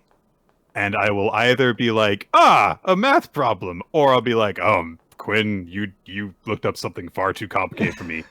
Or I'll be like, Quinn, this math problem doesn't make sense. I'll be like, no, Nick, a squared plus b squared equals b cubed or something. Nick, come on. That's actually solvable. That's not. Oh, is it now? Are you so fucking smart? You could just do whatever then. Okay, Mr. Big Brain. How about I just put some fucking symbols on there? I get one of those big ass E's or whatever they have to use when you got a big. You know what I mean? You talking about a sigma?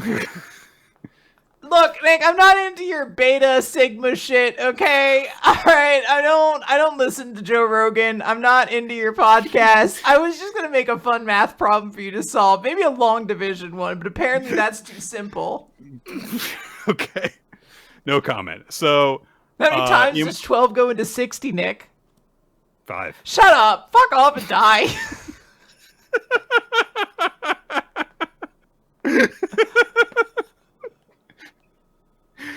Oh my god. So Iomori realizes he's being distracted by Kanai and is like, I need to focus on studying. But Mayu very obviously also realizes there is a vibe going on between them because she's also being like, while she's looking at them. And then Kanai scolds her because she's being a distraction during the study time. And she's like, I'll be quiet now. So there you go, Kanai. Good job. She takes studying seriously. We've learned that about her too. And Iomori's like, yeah, I need to take this seriously. Because, like, yes, it's nice that, you know, this girl I have a crush on is here with me, but she is doing this to help me. I should take this seriously, too. Yeah. Very, very respectful boy, Iomori. So they study. Time skip ahead to afterwards. I like how Mayu is like, being quiet is exhausting because some people are legitimately like that. So... Nick, that was my childhood in many ways. There are plenty of times where I'm just like, if I don't get to do something right now, I'm going to scream. I don't. Yeah. Mass was pain, was literal pain. I developed such a skill having to go to mass as a child with ADHD, where I learned how to just be like, I'm going to Hail Mary, full of grace, the Lord is... And in the background, my brain was on pirate adventures. It was like, we're going to make some fun shit for you to think about. Because so you cannot do this alone. Hold a different image in your head while you're talking about something else. Yeah. So that's how you get through podcast with me every week. Yeah, if you ever see like a moment where I kind of like drift off a little bit, it's not me being impolite. Well, I suppose it is me being impolite, but it's not me intentionally trying to be impolite. It's me being like, what's Quinn going to think about right now? What's going to keep Quinn engaged? Sometimes it's pirate adventure. It's usually pirate adventures. But. Nice. So this sounds awesome. So then Iomori thanks Kanai for helping, and Kanai's like, oh, I'm kind of glad that you weren't like struggling that much because I always see you, you know, really seriously taking your classwork and everything. And Mayu's like, yeah, I mean, you never did that badly when we were in middle school and stuff. But Iomori's like, I mean, I feel like I just kind of like just managed to scrape by. So the skill that I have for like house cleaning and stuff, I only really get to show that off at home. Blatant lies in front of these two, but they don't need to know. So he says that means, you know, I can't just focus all of my effort there. Like, I have to do this too. So Kanai is like, oh yeah, you're putting a lot of effort into housework. And he's like, well, I do it for my job too. Right. They know that he's a house cleaner, just not who he is doing it for. Anyway. So Maya's like, okay, I'm going to leave now. Bye! And she just runs off, which may be because she had to sit still for a long time, but probably also has to do with the fact that she clocked the vibe between Kanai and Iomori by this point and wants to leave them alone. Yeah. So Iomori looks at Kanai and he says, like, hey, so by the way, why do you, like, always worry about me? Because, you know, you, like, invited me to the stand-up show, and Kanai's like, well, that's because Mayu couldn't go. But he's like, well, and also, you tutored me today. And so we're left on that note for a little bit, cut over to Himari, and she's saying to herself, I wonder if they're still studying together right now. And how she thinks about how Kanai, like, you know, did invite her to the event, but then she's like, she's way too nice. So I can't tell, but if. And we leave that from her to cut back in on Kanai saying, if you were in my shoes, would you have tutored me? If I were too busy to study, you were completely ready for exams, you saw me still trying to study, would you want to help me?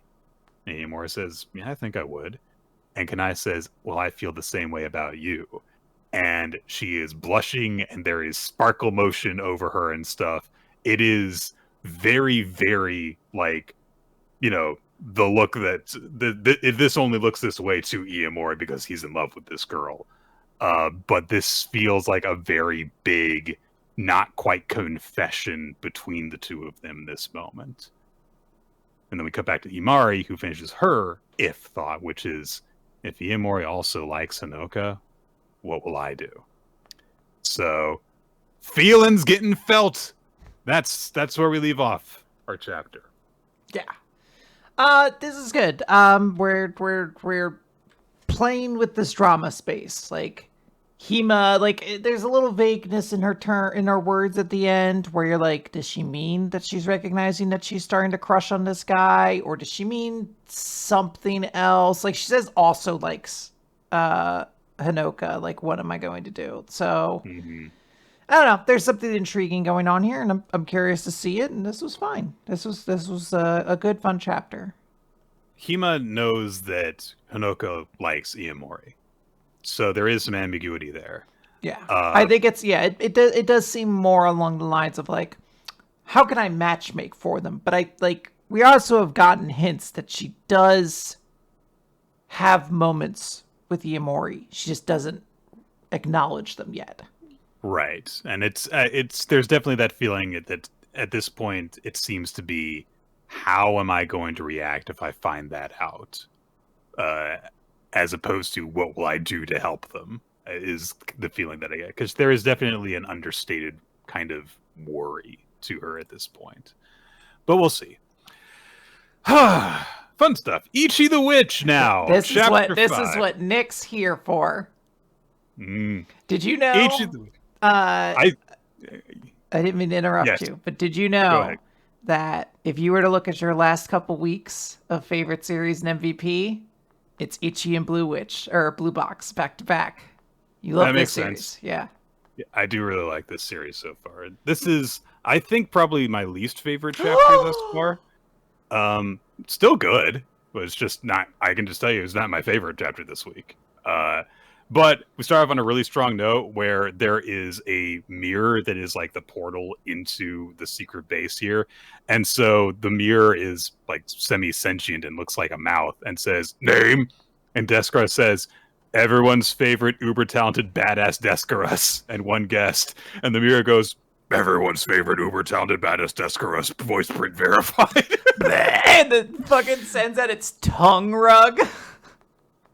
So yeah, Descartes has such a high opinion of herself that she put her name in the system as this. I mean, look, if you have the opportunity to do it, why would you not? One person, when I worked at Fuzzy Wall, one person was in there as like Bob, the coolest and hottest person who works at Fuzzy Wall. So like, if he rang you out, that's what it said on the receipt. Like that's what it said. Ichi follows Descartes through this mirror portal. They're immediately in this very high-ceilinged room with all these huge mirrors around it. And he's like, oh my god, what is all this? There's stone and pillars of wood and stuff. Can I carve out a chunk of this? He just wants to harvest it with his knife. And so Descartes is like, don't cause trouble. But as Ichi is checking out the floor, a foot emerges from it, sticks straight up, and a woman emerges feet first. I want her shoes. I don't know how to get them. I don't know how to make them, but I need them. She has those shoes that have the high heels and the platforms that you put like plastic fish in, except they're eyeballs. Yeah. I need to go to like some fucking disco flea market, get a pair, and then put some eyeballs in them. And so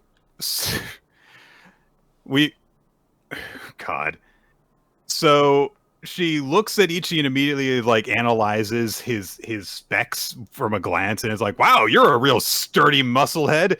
I'd love to strip you naked and examine you. So, all right. And immediately an assistant pins her down. It's like, I'm so sorry, Master, please calm down. And she says, here, quick, Master Ichi, give me a strand of your hair. And so they grab it and put it in like a cat play toy thing or like a dog play toy that you like hide meat in so that they'll play with it. And she throws it to this woman. And she's like, all right, so we are the Witches Research Club. They have a much longer name. She says, yeah, we're going to be your guides today. This is Shirabedona, the analytic witch who is our club supervisor. And sure enough, Shirabadona is just completely fascinated with this thing that just contains a single hair of Ichi's, and she's playing with it like a cat, rolling around along the ground with it. I love the moment before that where she's pinned down, but she's still like clawing on the ground like a cat. Like she's like, "Come here, get over here. I want to research you." Yeah. So, and it turns out that this is actually the girl that was on the vehicle before that Descartes knocked out. I was told that I had covered for Descartes last week by saying she just passed out from the stress. I'm sorry. Did not mean to cover for Descartes. Yeah. I will be more neutral from now on, I guess. But yeah, I won't. So, I'm gonna pick an allegiance soon, and I am going to do propaganda for them. Propaganda, hell yeah. So she explains like, yeah, so Shirabadona is like, she can't contain herself because you're such a rare specimen to her. But by the way, it's been ruled because you're such a weird exception to all the rules of witchcraft that a witch has to have a permit to even approach you. And here's our permit, essentially. So she guides Ichi into the magic's registration chamber, where there's this big sigil on the ground and there's an observation platform above them that they're looking down at Ichi from. And so Shirabadona is like, okay, he's in our observation tower thing, so she's behaving herself right now. And there's a big mirror on the ceiling that is just reflecting down at Ichi, and he keeps on looking up at it. And they're like, what you looking at? He's like, nothing. So Shirabadona says, hey, you acquired the Raiko magic, so use it for us. And Descartes has to tell him, like, you use it by saying the chant in the magic stone. Only you can read it because you're the one who acquired the magic. That's the true name of Raiko, basically. So, just imagine yourself slicing the target here, and then speak Raiko's true name, which will summon it and let you use it. And so he concentrates on the target that they've set up. An aura surges around him that has the thunder fox that we saw a couple chapters ago. He swings his knife and declares Inazuri, and he throws a big slash of energy at the ceiling above them, which blasts through it. And they're like, holy shit, this man just used magic. It's rolled. Yeah. So Shirabadona like immediately is in his face and is like, oh wow, yeah, so you do things like intuitively. I get that now. You actually have magic power that's kind of like similar to the average woman. So, and also you didn't, like collapse after you used it. So you triggered the spell without hesitation, and you did it off the desire to hunt the target. You're a novice at magic, but you're experienced as a hunter. Also, there's a typo in this word bubble. So I can't help who I am. So, but she analyzes, you didn't activate Aurora, so you used it at a normal level and you didn't pass out for 3 days afterwards. And also there wasn't a catastrophic effect, which is good. But she asks, why'd you hit the ceiling and not the target? You aimed for the ceiling. You didn't just miss. And Ichi looks up and he just says, habit. When I sense a powerful presence, especially a hostile one, my body just reacts. That's no normal ceiling. What's beyond the mirror? And Shirabadona says, yeah, you're right. Because at this very moment, on the other side of the mirror, the witches of the association are watching you and judging you to see if you're dangerous or not. And we get a lot of mostly partially obscured shots of various different witches, the Gote 13, presumably, of this series in some way. Well, Nick, we get, I wanna establish they really pinpoint 5. There's one with like really long sleeves whose hair looks like it has mouths in them. There's an old lady that it looks like.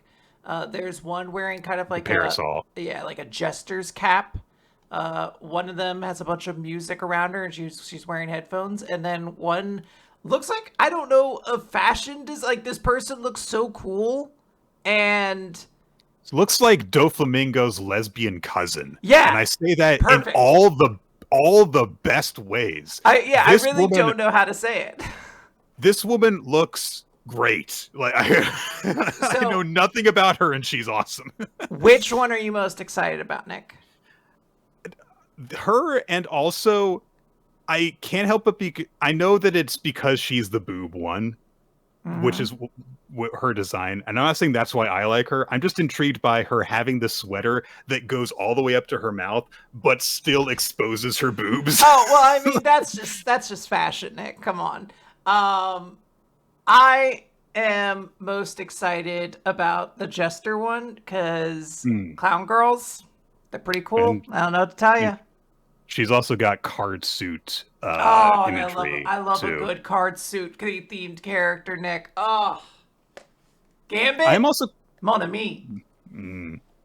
I am also intrigued by the one we see the very least of, specifically because we see so little of them. It's just the one in the lower right corner. Oh yeah, there is another one. It looks like they have like maybe like a frost chair. Like it looks like it's the chair is like snowflake kind of edges. Yeah. But yeah, again, it's just like earlier in the series when they were talking about all the distinct magics and stuff, and it's like, ooh, unique character designs and stuff. So yay. So Shira Badona, this is such a weird name. It's going to take me a little while to get used to it. She says like, yeah, so you're capable of using magic without hesitation. So are they going to see you as a weapon or as a threat? And so while they're figuring that out, I think you should do something about that. And Uroro has emerged, not just as a little shoulder demon, but as this full, like, plumed demon entity that is overshadowing Ichi. And Shirabadona's, team are all freaking out. And Uroro just says, like, hey, come on, Ichi. You see how the witches work now. They've stuck you in this fish tank. They're observing you like a beast. They're looking for excuses to kill you. You can't trust them. Forget magic hunting. Let's say the two of us do a little witch hunting. And we get a big shot of Ichi's knife as he says that. And it's imbued with powerful magic power. And so Ichi looks back at Uroro and just goes, interesting. And it's a nice note to end on because, like, hey, Uroro's Gambit before didn't work, but now he knows more about how Ichi thinks and is appealing much more to his sensibilities. So there is this actual sense of, I don't think anything's going to happen, but there is definitely, like, that's a good cliffhanger to leave on. Like, is it something going to happen? Sure. And I think this chapter is still cool. Like we mentioned before, like, oh, I want to see how this world works, how this, like, this community of witches, like, I just need to see it. And we got to see it. And it's awesome. Like, we have these weird, over-the-top characters. We do that thing that a manga that's really cool usually does, where they're like, hey, we're going to tease out, essentially, like, the important characters for, like, I don't know, maybe the next couple years of the manga. Who knows? Like, these are just, like, 6 very important side characters, and they're a big deal. We're going to tease them out now. So I'm all about all that stuff. It's good. And then, like, yeah, like, I also think maybe the best moment is just Ichi attacking the mirror. Because he's like, oh, it's instinct. Whenever I feel a threat from somewhere, I attack it. What's behind that mirror? I was like, that's a cool fucking moment. Yeah. Continuing to lean into his wild child thing. Yeah. So, great. All right, Ultimate Exorcist Kiyoshi, Chapter 15, The Final Test. So there were 12 people who advanced from the second round of the test to become Grand Crosses, and now the final test is face off against one of the Grand Crosses. And they're like, oh. Okay. Okay. And one of them is Mr. Yana, who is, the guy that was being a dick before his father. So also one of them is named Yoko Ono. Don't worry about it. Don't worry about it. I saw that and I was like, is there something about these that's like theming these, or is she just named Yoko Ono? My boy has an attack called Little Miss Sunshine. I don't think it's supposed to be anything. It's just, here's words I thought were cool. So we're told, like, okay, each of the 12 participants is divided up and is going to have one-on-one fights one at a time against one of these Grand Crosses. And we are immediately told, because, like, Sosuke tries to talk big and he's like, yeah, we just got to beat them up when we pass. And Toji Shuten, who's the one that he has to face off against, just immediately, like, instant transmissions behind him and has his arm around his shoulders. Like, yeah, that works. So showing like these guys are actually quite strong. Yeah. We get a division of where everyone is going, who everyone's going up against. Nobody important is going up against Yoko Ono. So, well, I will say that there were three actually, members of Hikari's group or whatever, or Sosuke's. One of Sosuke's is going up against her. Yes. It took me forever because I was like, I know there was a girl and there was a guy, and there's two, like a kind of bald guy, and there are two bald guys going up against Yoko Ono, and I was like, I don't remember which one is which. I had to. It was only upon this chapter for this podcast at the very beginning when we get to see shots of all of them, I was like, okay, I'm going to assume it's the guy who gets a bigger panel than the other bald guy who's like barely drawn.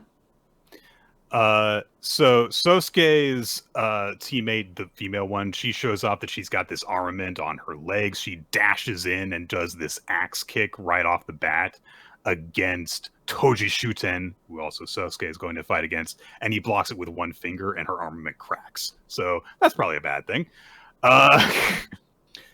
The other two guys beyond Tosaka and Kiyoshi who are facing off against Yana, Senpei Yana, have already been defeated, like immediately off panel. So Tosaka's like, all right, I'm going next. Kiyoshi gives him a big, like, you can do it. If you're in trouble, just take deep breaths. So Tosaka does take a deep breath and he goes in and he's like, hey, it's been a long time, Mr. Yana. There's a history between them. And Yana says, I'm impressed that you've lasted this long, but it just goes to show what a joke this test is.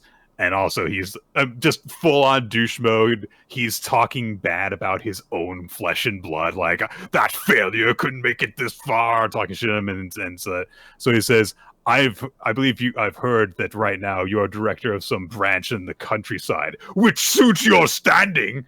So he sucks. But Tosaka says, I'm not here to talk.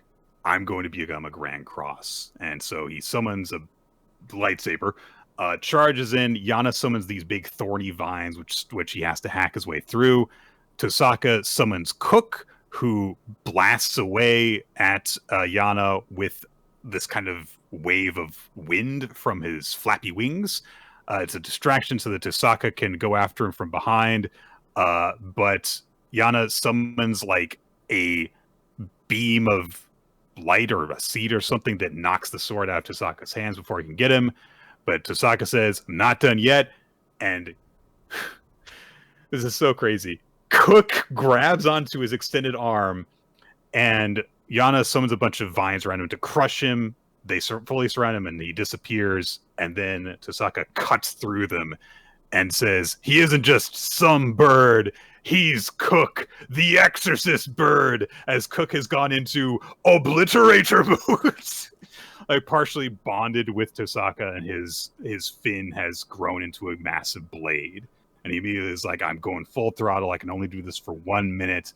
And I know I didn't get here on my own. I've had support from my team. I've taken my time, but I've made it this far so that I can proudly stand shoulder to shoulder with them, with Sosuke and Kiyoshi. I will become a Grand Cross. And he hacks his way through Yana's vines, takes him off guard, and pins him to the ground with his sword at his throat. And he says, match is over. And Sosuke can see this while he's watching from, his own arena. And Yana says, so you've grown in these last 10 years. Well done. For the final phase of the GC exam, you pass. Is that what you thought I'd say? Whoa! And he twitches his fingers. A bunch of the vines plow Tosaka in the stomach and then wrap him up. And he says, demons will use whatever means they possess to deceive you. To think 2 simple words are all it took to get you to drop your guard. You are soft. You fail. And Tosaka's defeated. And so Kiyoshi's like, he had you beat. You're a frickin' coward. And so Yana says, would you berate a demon the same way? If you're so naive to think of a test as nothing but a test, that means you're not cut out to be a Grand Cross. Is the reason why you still can't give up because you have this weapon. And he's gonna freaking crush Cook the Exorcist bird. No, come on! Don't do that. So he's like, if that's the reason why you're persisting, then as my former commander, I'll settle matters for you. And he's going to crush Cook. But in the flash, Kiyoshi has grabbed them both and has brought them to safety. And he props up Tosaka and he's like, "Hey, don't worry about it. I've got this." But Tosaka says, "To think I made it all this way, but I knew it. I'm just not strong enough." And Kyoshi's upset and he says, like, "Hey, don't make that face. I'll just take the test again next year. Get out there and pass." And Yana's like, "Ha! And who are you?" Because he's maximum evil. And Kiyoshi says, "You want me to treat you as a demon? All right, then. In that case, I'm going to exorcise the hell out of you." Whoa! Effective chapter for building up Kiyoshi. Want us wanting Kiyoshi to beat this guy. Yeah. Yeah, I don't know. I feel like this is where I kind of recognize it's like this series isn't going to be running too much longer, is it? It doesn't feel that way. I feel as though there is going to be some sort of twist here because the guy did say to Tosaka, "You pass," which there was nothing in the rules indicating like, oh, it's only when the instructor says exactly this. Yeah, there was no pass-fail condition laid out before them, and so he stopped when he was told he passed, which you should do if you're going to kill another exorcist. So I feel like there's going to be a twist there where someone's going to be like, "That was kind of bullshit." But one thing I'm certain of is Kyoshi's going to beat the shit out of this guy. So. Yeah, and that'll probably be pretty cool. Marriagetoxin, Nick. Yeah, it's chapter 103. So yeah, our guess what, guys? We're actually discussing the most recent chapter of something. There has not had enough time. Enough time has not passed for another chapter of Marriagetoxin to come out. So if you're like, "Quinn, I've already read all these series," you're talking about old news, old hat. Not this time. Not this time.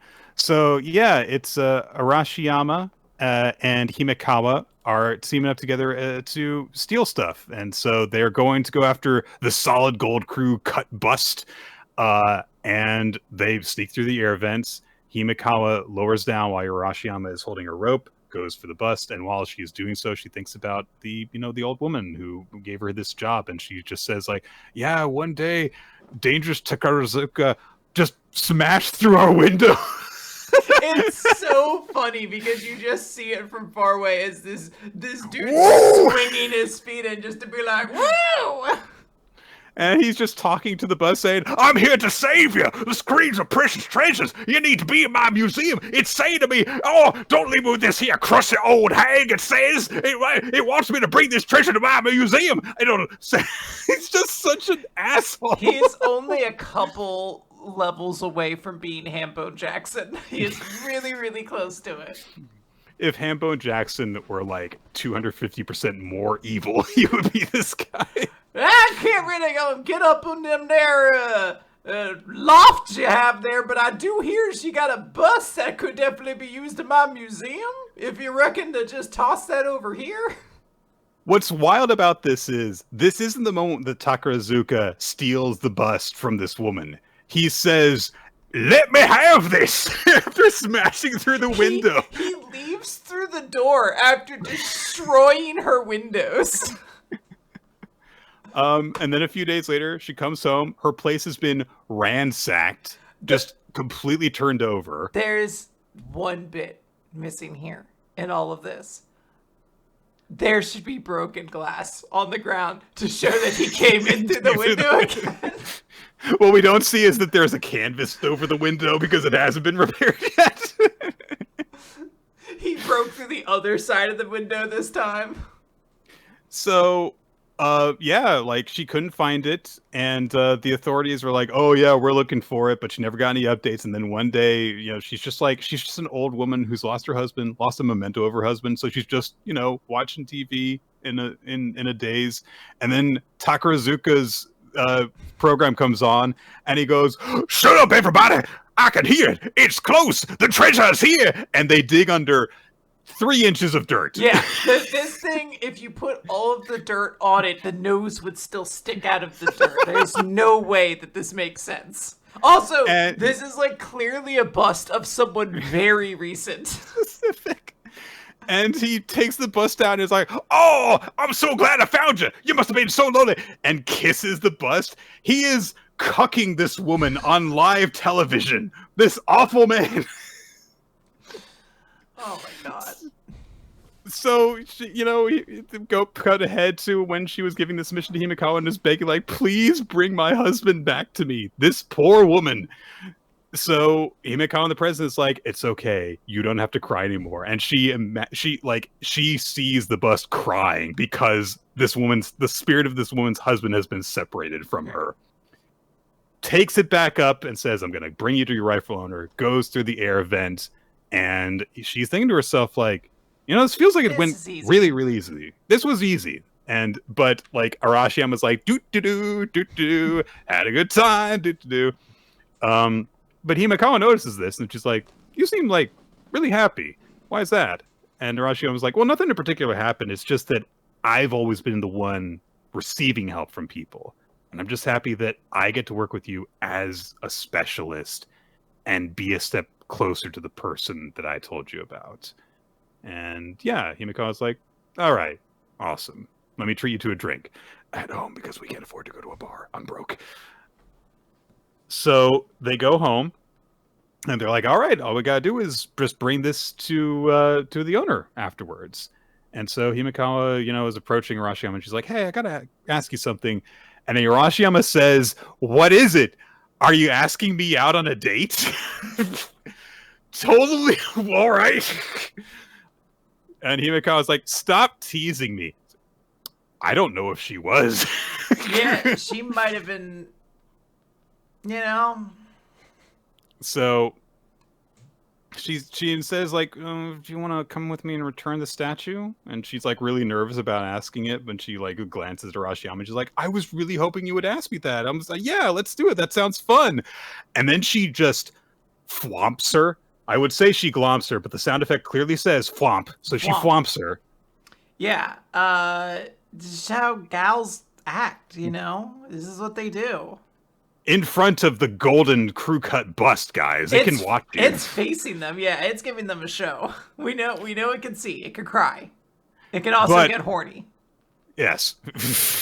Who should come in to spoil the moment but Takarazuka, and of course he enters by drop kicking his way through the window. Again, another missed opportunity. There should have been a panel before this where you could see his legs coming in. I think this concept is so funny of this dude who constantly enters into a scene by shattering through a window to just know it's coming, to just know this motherfucker's doing it. Yeah, so he does the worst thing you can possibly do. He interrupts the lesbian moment. Sorry, the return of the crew cut bust that they were going to do. They're just partners right now, Nick. They're just partners. They're just roommates. Yeah. They're friendly coworkers. So he smashes through the window and goes, I heard an SOS, Miss Maverick Thief Himikawa. This is getting a little bit too much into you, Habak. I believe you got something that belongs to me. Can you maybe return my precious little solid gold crew cut bust? And of course they're like, fuck you, no. And that's our chapter. Yeah, I think next chapter is going to be more exciting once we can see like a resolution presumably happen. But this is fun. Like, I like the idea that we are just staying off to the side and hey, Garo has influenced these women and we are seeing that influence carried in their actions and the way they feel. And I'm just curious to see what they're going to do. I presume we'll find out what one of those new characters, or not new characters, but one of the Poison Clan characters is supposed to be like watching everybody. So like I assume one of those characters will get involved sometime soon. But yeah, this is fun so far. Good stuff. Yeah. And that is our chapter for this time for Marriagetoxin. I do wonder if after this we're going to get a lot of other team ups like this. Yeah. And what's going on with that doll? Yeah, I didn't even pay attention. I wonder if the doll was in a bunch more shots if I paid attention. I don't believe it was in much. Like, you can't even see it in the shots of her apartment when they come back afterwards. Although there is a plushie of a shark. Good job, Himikawa. You got to, yeah. Yeah. All right, new Exorcist, which was so ridiculously dumb last week, it broke the podcast. So, and wouldn't you know it, it's chapter 69. Come on. Chapter 69 together. We get cut back to a moment before a moment we didn't even get a chance to talk about last time, which was Sujita asking Gakuro while he's naked from freshly getting out of the bath and holding a towel in front of himself, "Hey, you going out with anyone?" And we see before this that she actually talked to Ray about this and was like, "Is she dating anyone? Is she dating anyone?" I like how other characters also just eventually kind of sound like Gakuro in this universe as well. Like, you can be like the cool steel badass, but you'll still be like, "All right, you son of a bitch. I'm gonna rip your goddamn throat off." So Sujita realizes, like, yeah, damn, I just asked this guy if he's dating anyone, and he's fully naked in front of me. I bet he thinks I'm a pervert. I'm so toast. Like, okay, well, at least you have the self-awareness that this is a weird situation. But Gakuro just, like, has apparently no acknowledgement of the embarrassment he's feeling. He's just like, oh, yeah, no, I'm not good at talking to people. Wrap the towel around you. It's the fact he's just holding it there. I'm like, he looks like he needs to go to the bathroom. You are an adult. I'll turn around for a second. Can just wrap it around yourself. The most undignified way he could possibly be covering himself. So he's like, why do you ask? Girl who asked me if I'm dating anyone while I'm fully naked. And what platonic reasons would you have for asking me that question? Sujita is amused by his answer and is like, I think you've done quite a bit of growing. Don't say that while he's naked. No, I'm actually not a grower at all. Even at full mast, still very unimpressive. So Gakuro's like, but yesterday you said I was awkward. And Sujita's like, yeah, you're managing a proper conversation right now. And yes, the first conversation they had while they were in swimsuits, Gakuro could barely look at anyone. God, so I guess he's made progress. What a glorious time for that manga that was, where we existed at a point where, like, I don't know if this is a serious series, because right now it's just about the fact that Gakuro can't talk to girls because they're wearing swimsuits. And that was just a plot point for a little bit. You just yeah. So Sujita is like, all right, well, I'm gonna go. I'll help you practice once in a while having conversations. Do it while you're naked. She doesn't say that, but so she runs off. The vice captain guy has seen all this happening because he was also in the bathhouse while Gakuro was in there, and he's like, what's this? These two are actually doing adolescence right. This is a weird man. What an awful way to phrase that as well, by the way. Absolutely. Sujita is happy afterwards when they're eating together. So everyone's like sitting together, and they're just kind of like, there's just like conversation where we can't hear any of the dialogue. Suo and Gakuro both reach for the same thing. Suo is clearly looking at Sujita while she does so. Gakuro looks like he timed this, because he looks like he's looking directly at Suo when it happens. Yeah, it's tough to say it because I feel like Gakuro constantly acts with zero acknowledgement of what's going on in his head. Like his anxiety is so bad, he's like, just reach for the goddamn soy sauce or you'll never have any. So they both happen to reach for the sauce at the same time. Their hands touch. Suo goes, yeah, you can have it. She's immediately like, oh, God, physical contact. This is awkward because, the kiss happened between them. What I find very amusing is that this all happens while the two of them are sitting on either side of Shiroha. So it's happening in front of her, directly in front of her. And this happens twice in this chapter where it's like, Shiroha's here for this. And it's just there. You would assume that she's here to have some kind of reaction to the fact that somebody she also has feelings for is having this, but she's just like, oh man, Senpai's really out of it.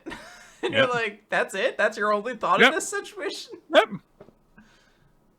And I don't even think she has that thought. I think that's Gakuro's thought, because she's like, this started happening when we fought Wanyudo, but what caused it? Gakuro. She kissed you on the mouth. Like, come on. Even if she didn't like you, that would be awkward afterwards if you didn't talk about it for a little while. So, but he thinks about it as like, oh, and the wound in her heart may be even worse, and I'll need to help everyone support her. What should I do? And then meanwhile, everyone else just like, Suo is really conscious of Gakuro right now. Something happened between them. Like, even the people who weren't there for it know what's going on. Come on, Gakuro. So then it's time for training. We just skip ahead to the next day. So Gakuro and the vice captain guy are going to train with Nue, and Nue says, Gakuro, repeat what I said yesterday. And Gakuro's like, okay! Flashback to that conversation, I guess. And so it's like, okay, so the first of the Hyo that's going to be resurrected is Gashadokuro, an indomitable god of war who presides over regeneration and destruction and commands 10,000 bone soldiers. Can I play this video game? And just like. Yeah, I was gonna say, which Warhammer book did this guy come from? So, importantly, Nue says he's the source of spirits' regenerative ability and the foundation of their immortality. He has something the other Hyo don't: the extinguishing factor. His cells rot the core spirits the core that spirits need to regenerate. These cells also work on Gashadokuro. So it's like, so if we use his cells, we can attack their immortality, which makes sense. Use the source of immortality to destroy immortality. Fair enough. But the only way they can do that is to force a temporary contract with Gashadokuro. And then you can control those cells. So it's similar to the contract that he had with Karasu Tengu, but Karasu Tengu did it willingly. To force it on someone, you have to defeat it. The only way you can force it is and the only way you can do it, Gakuro, is because you have a contract with me, another Hyo. You are the only one who can do this. Fair enough.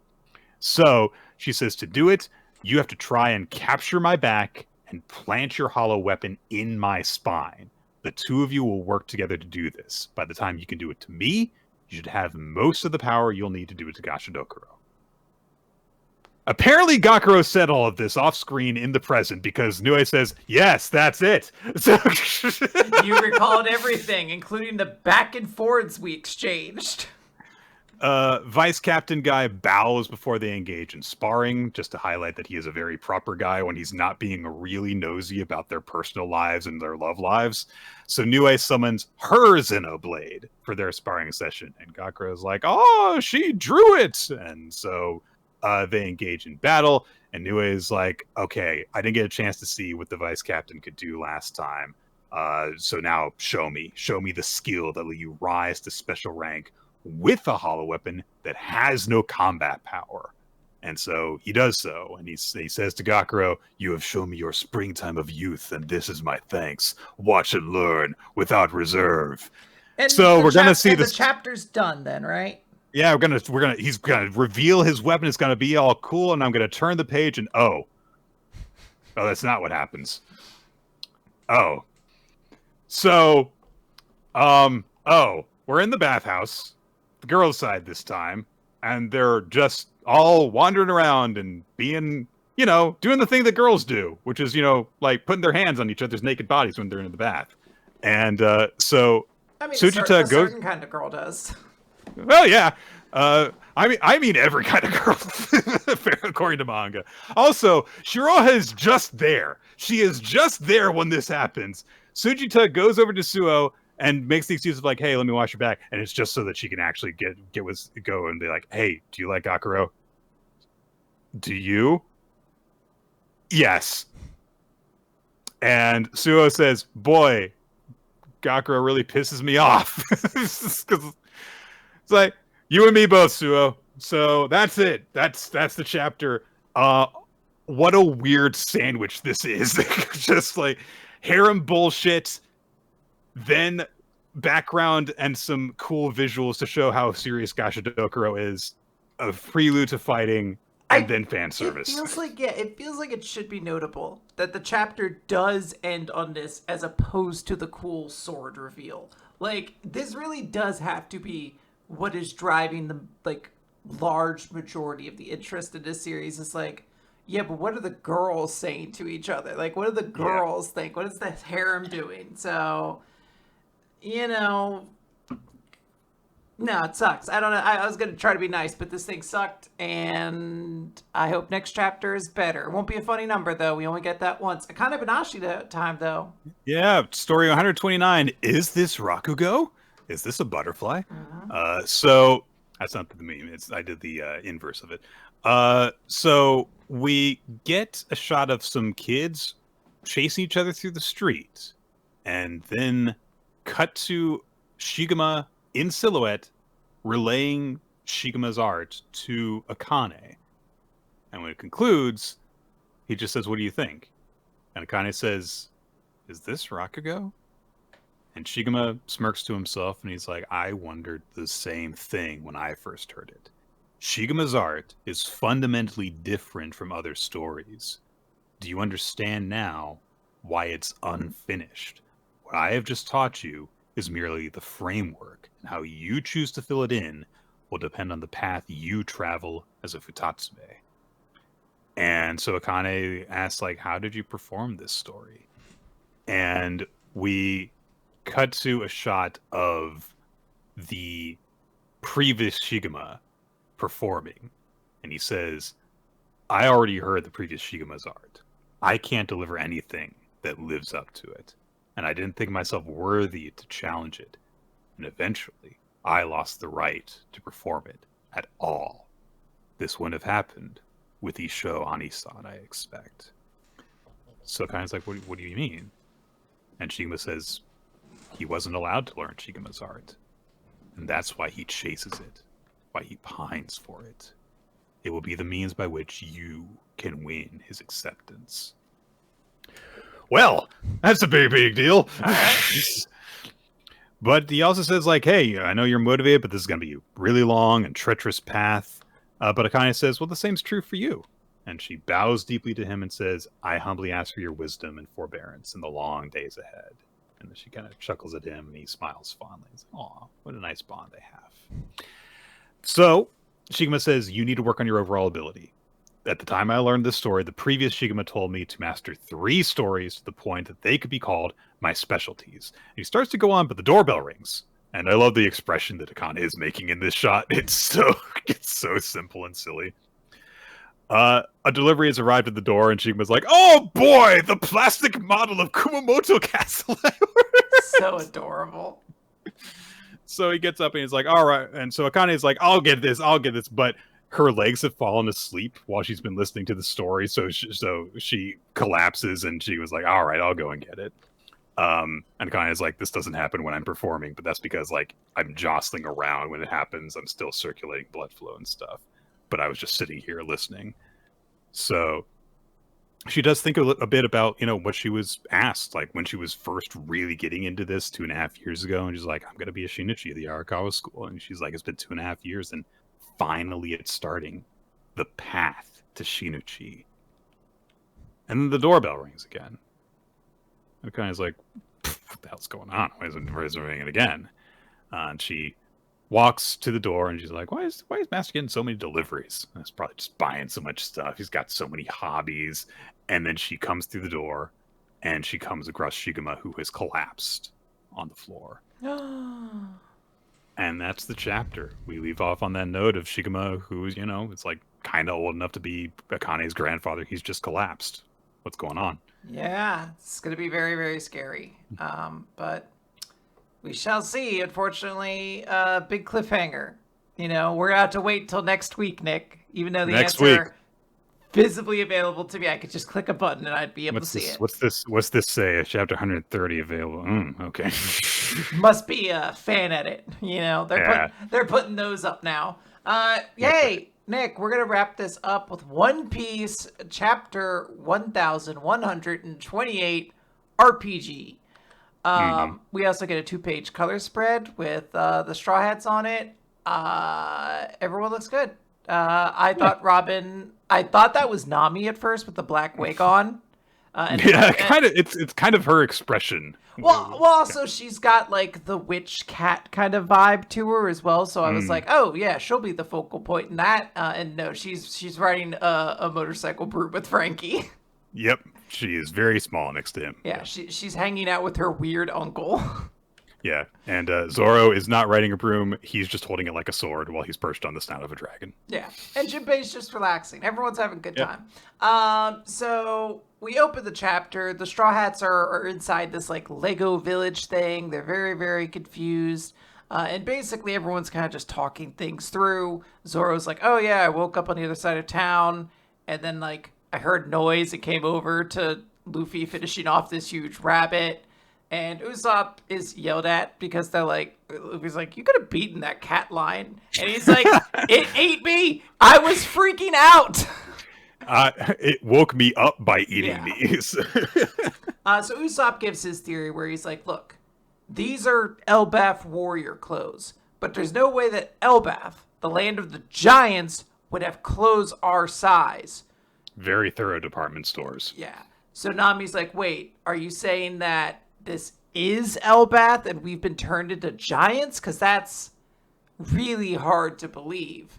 So they're like, all right, well, I guess we're just going to have to like ask people for help. There's also a little note where they're going around. We're like, oh, well, maybe we should go to town and like ask somebody. And Sanji's like, well, I think even if we go to town, it won't be all of our crewmates. And Usopp's like, how could you tell? He's like, Robin's not showing up on my me radar. Like, what are you, a fucking dog? Like, what do you mean you're me radar?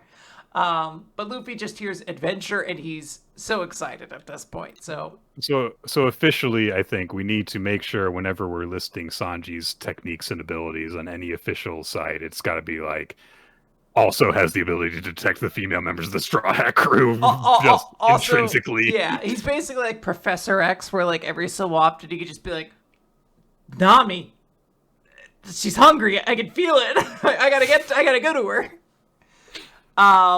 So we then have this guy show up on a grasshopper he rides like it's a motorcycle. Yep.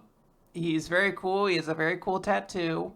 That kind of looks like the sun tattoo, but it's a little bit different, yeah. And he's like, hey, you guys new around here? Notably, Nami and Sanji are the two that back away from this guy because they're like, we don't fuck with bugs. I was like, oh, I didn't know Sanji was that way. So, fun little detail.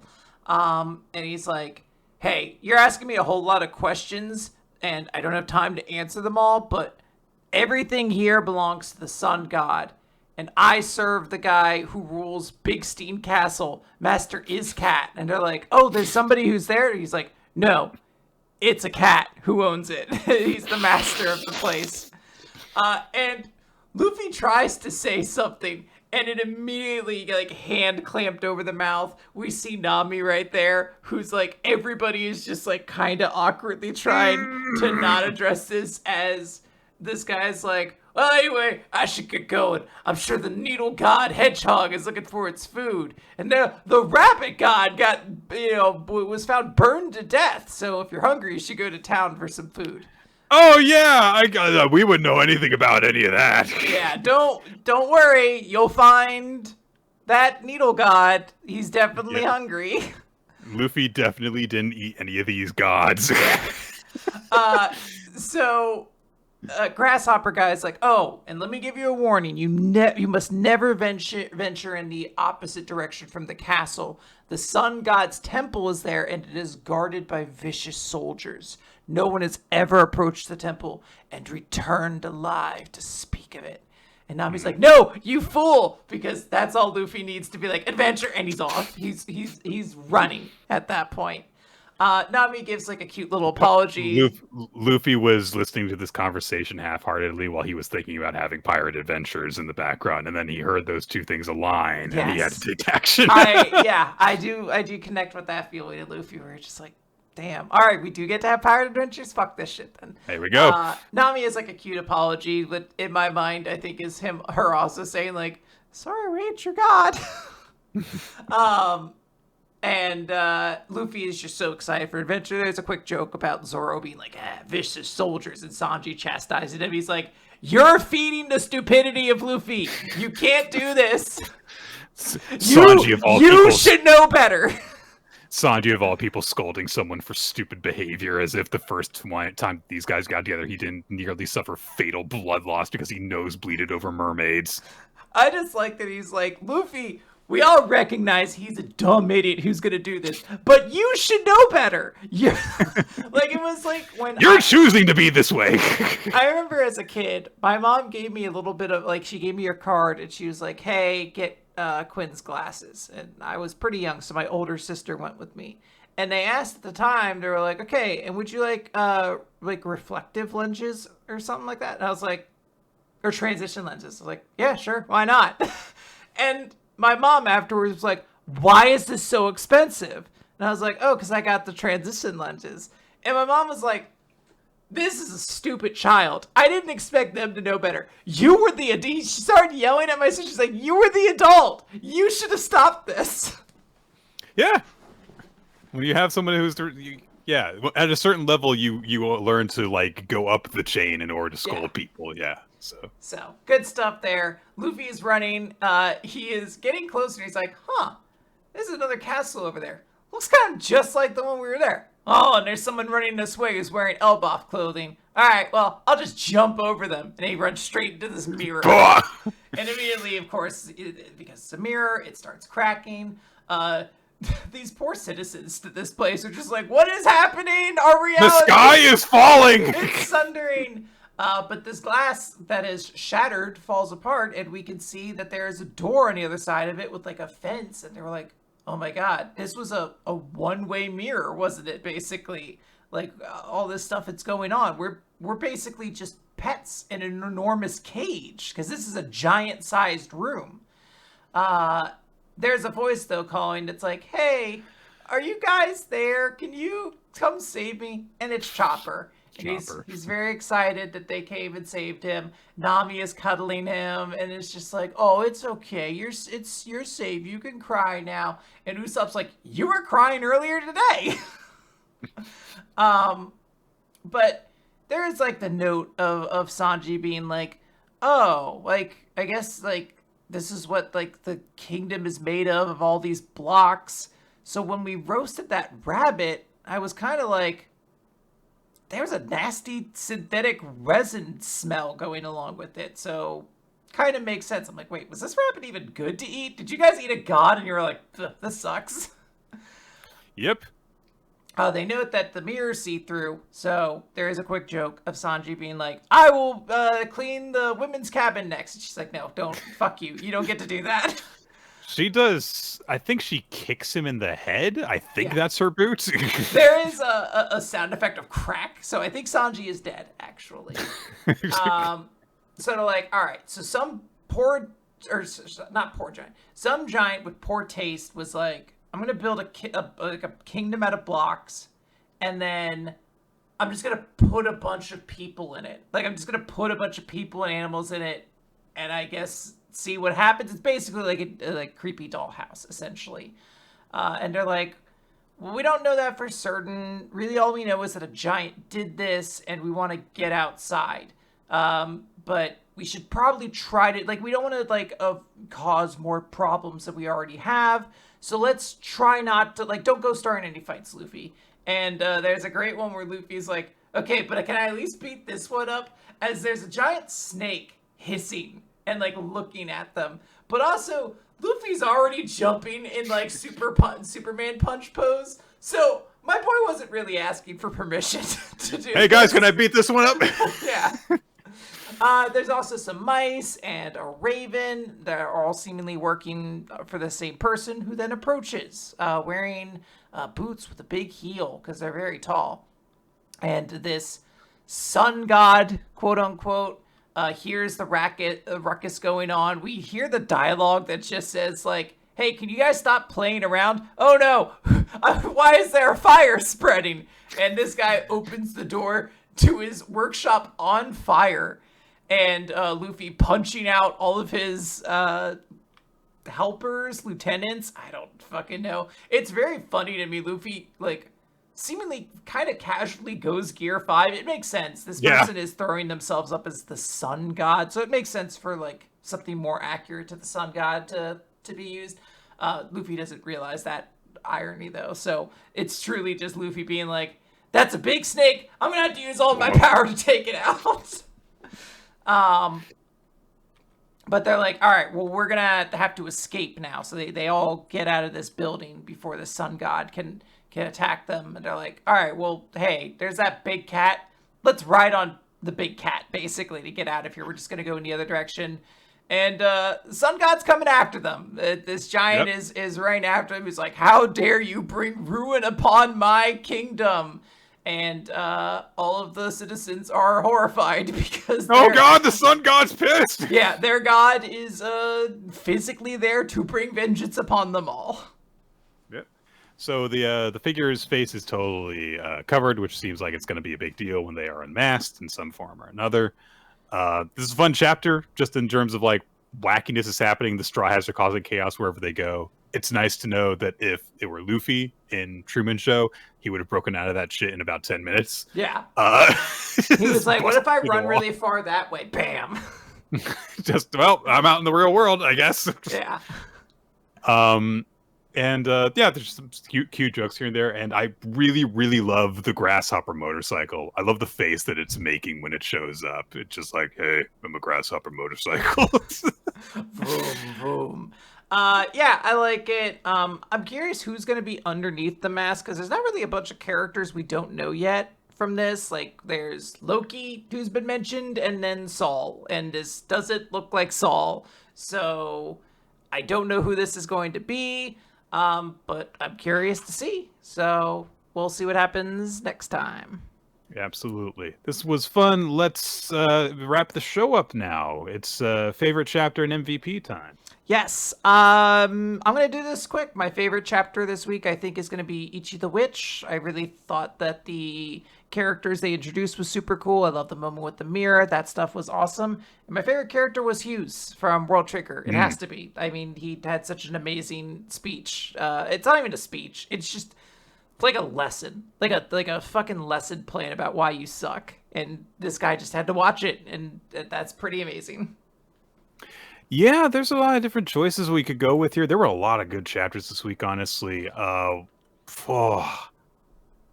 I struggle a little here in terms of how I'm going to divvy this up, because I'm going to make my favorite chapter World Trigger. It was just so good to go over it in such detail and see like the entire thing was just like what I've been starving for from this series for a while.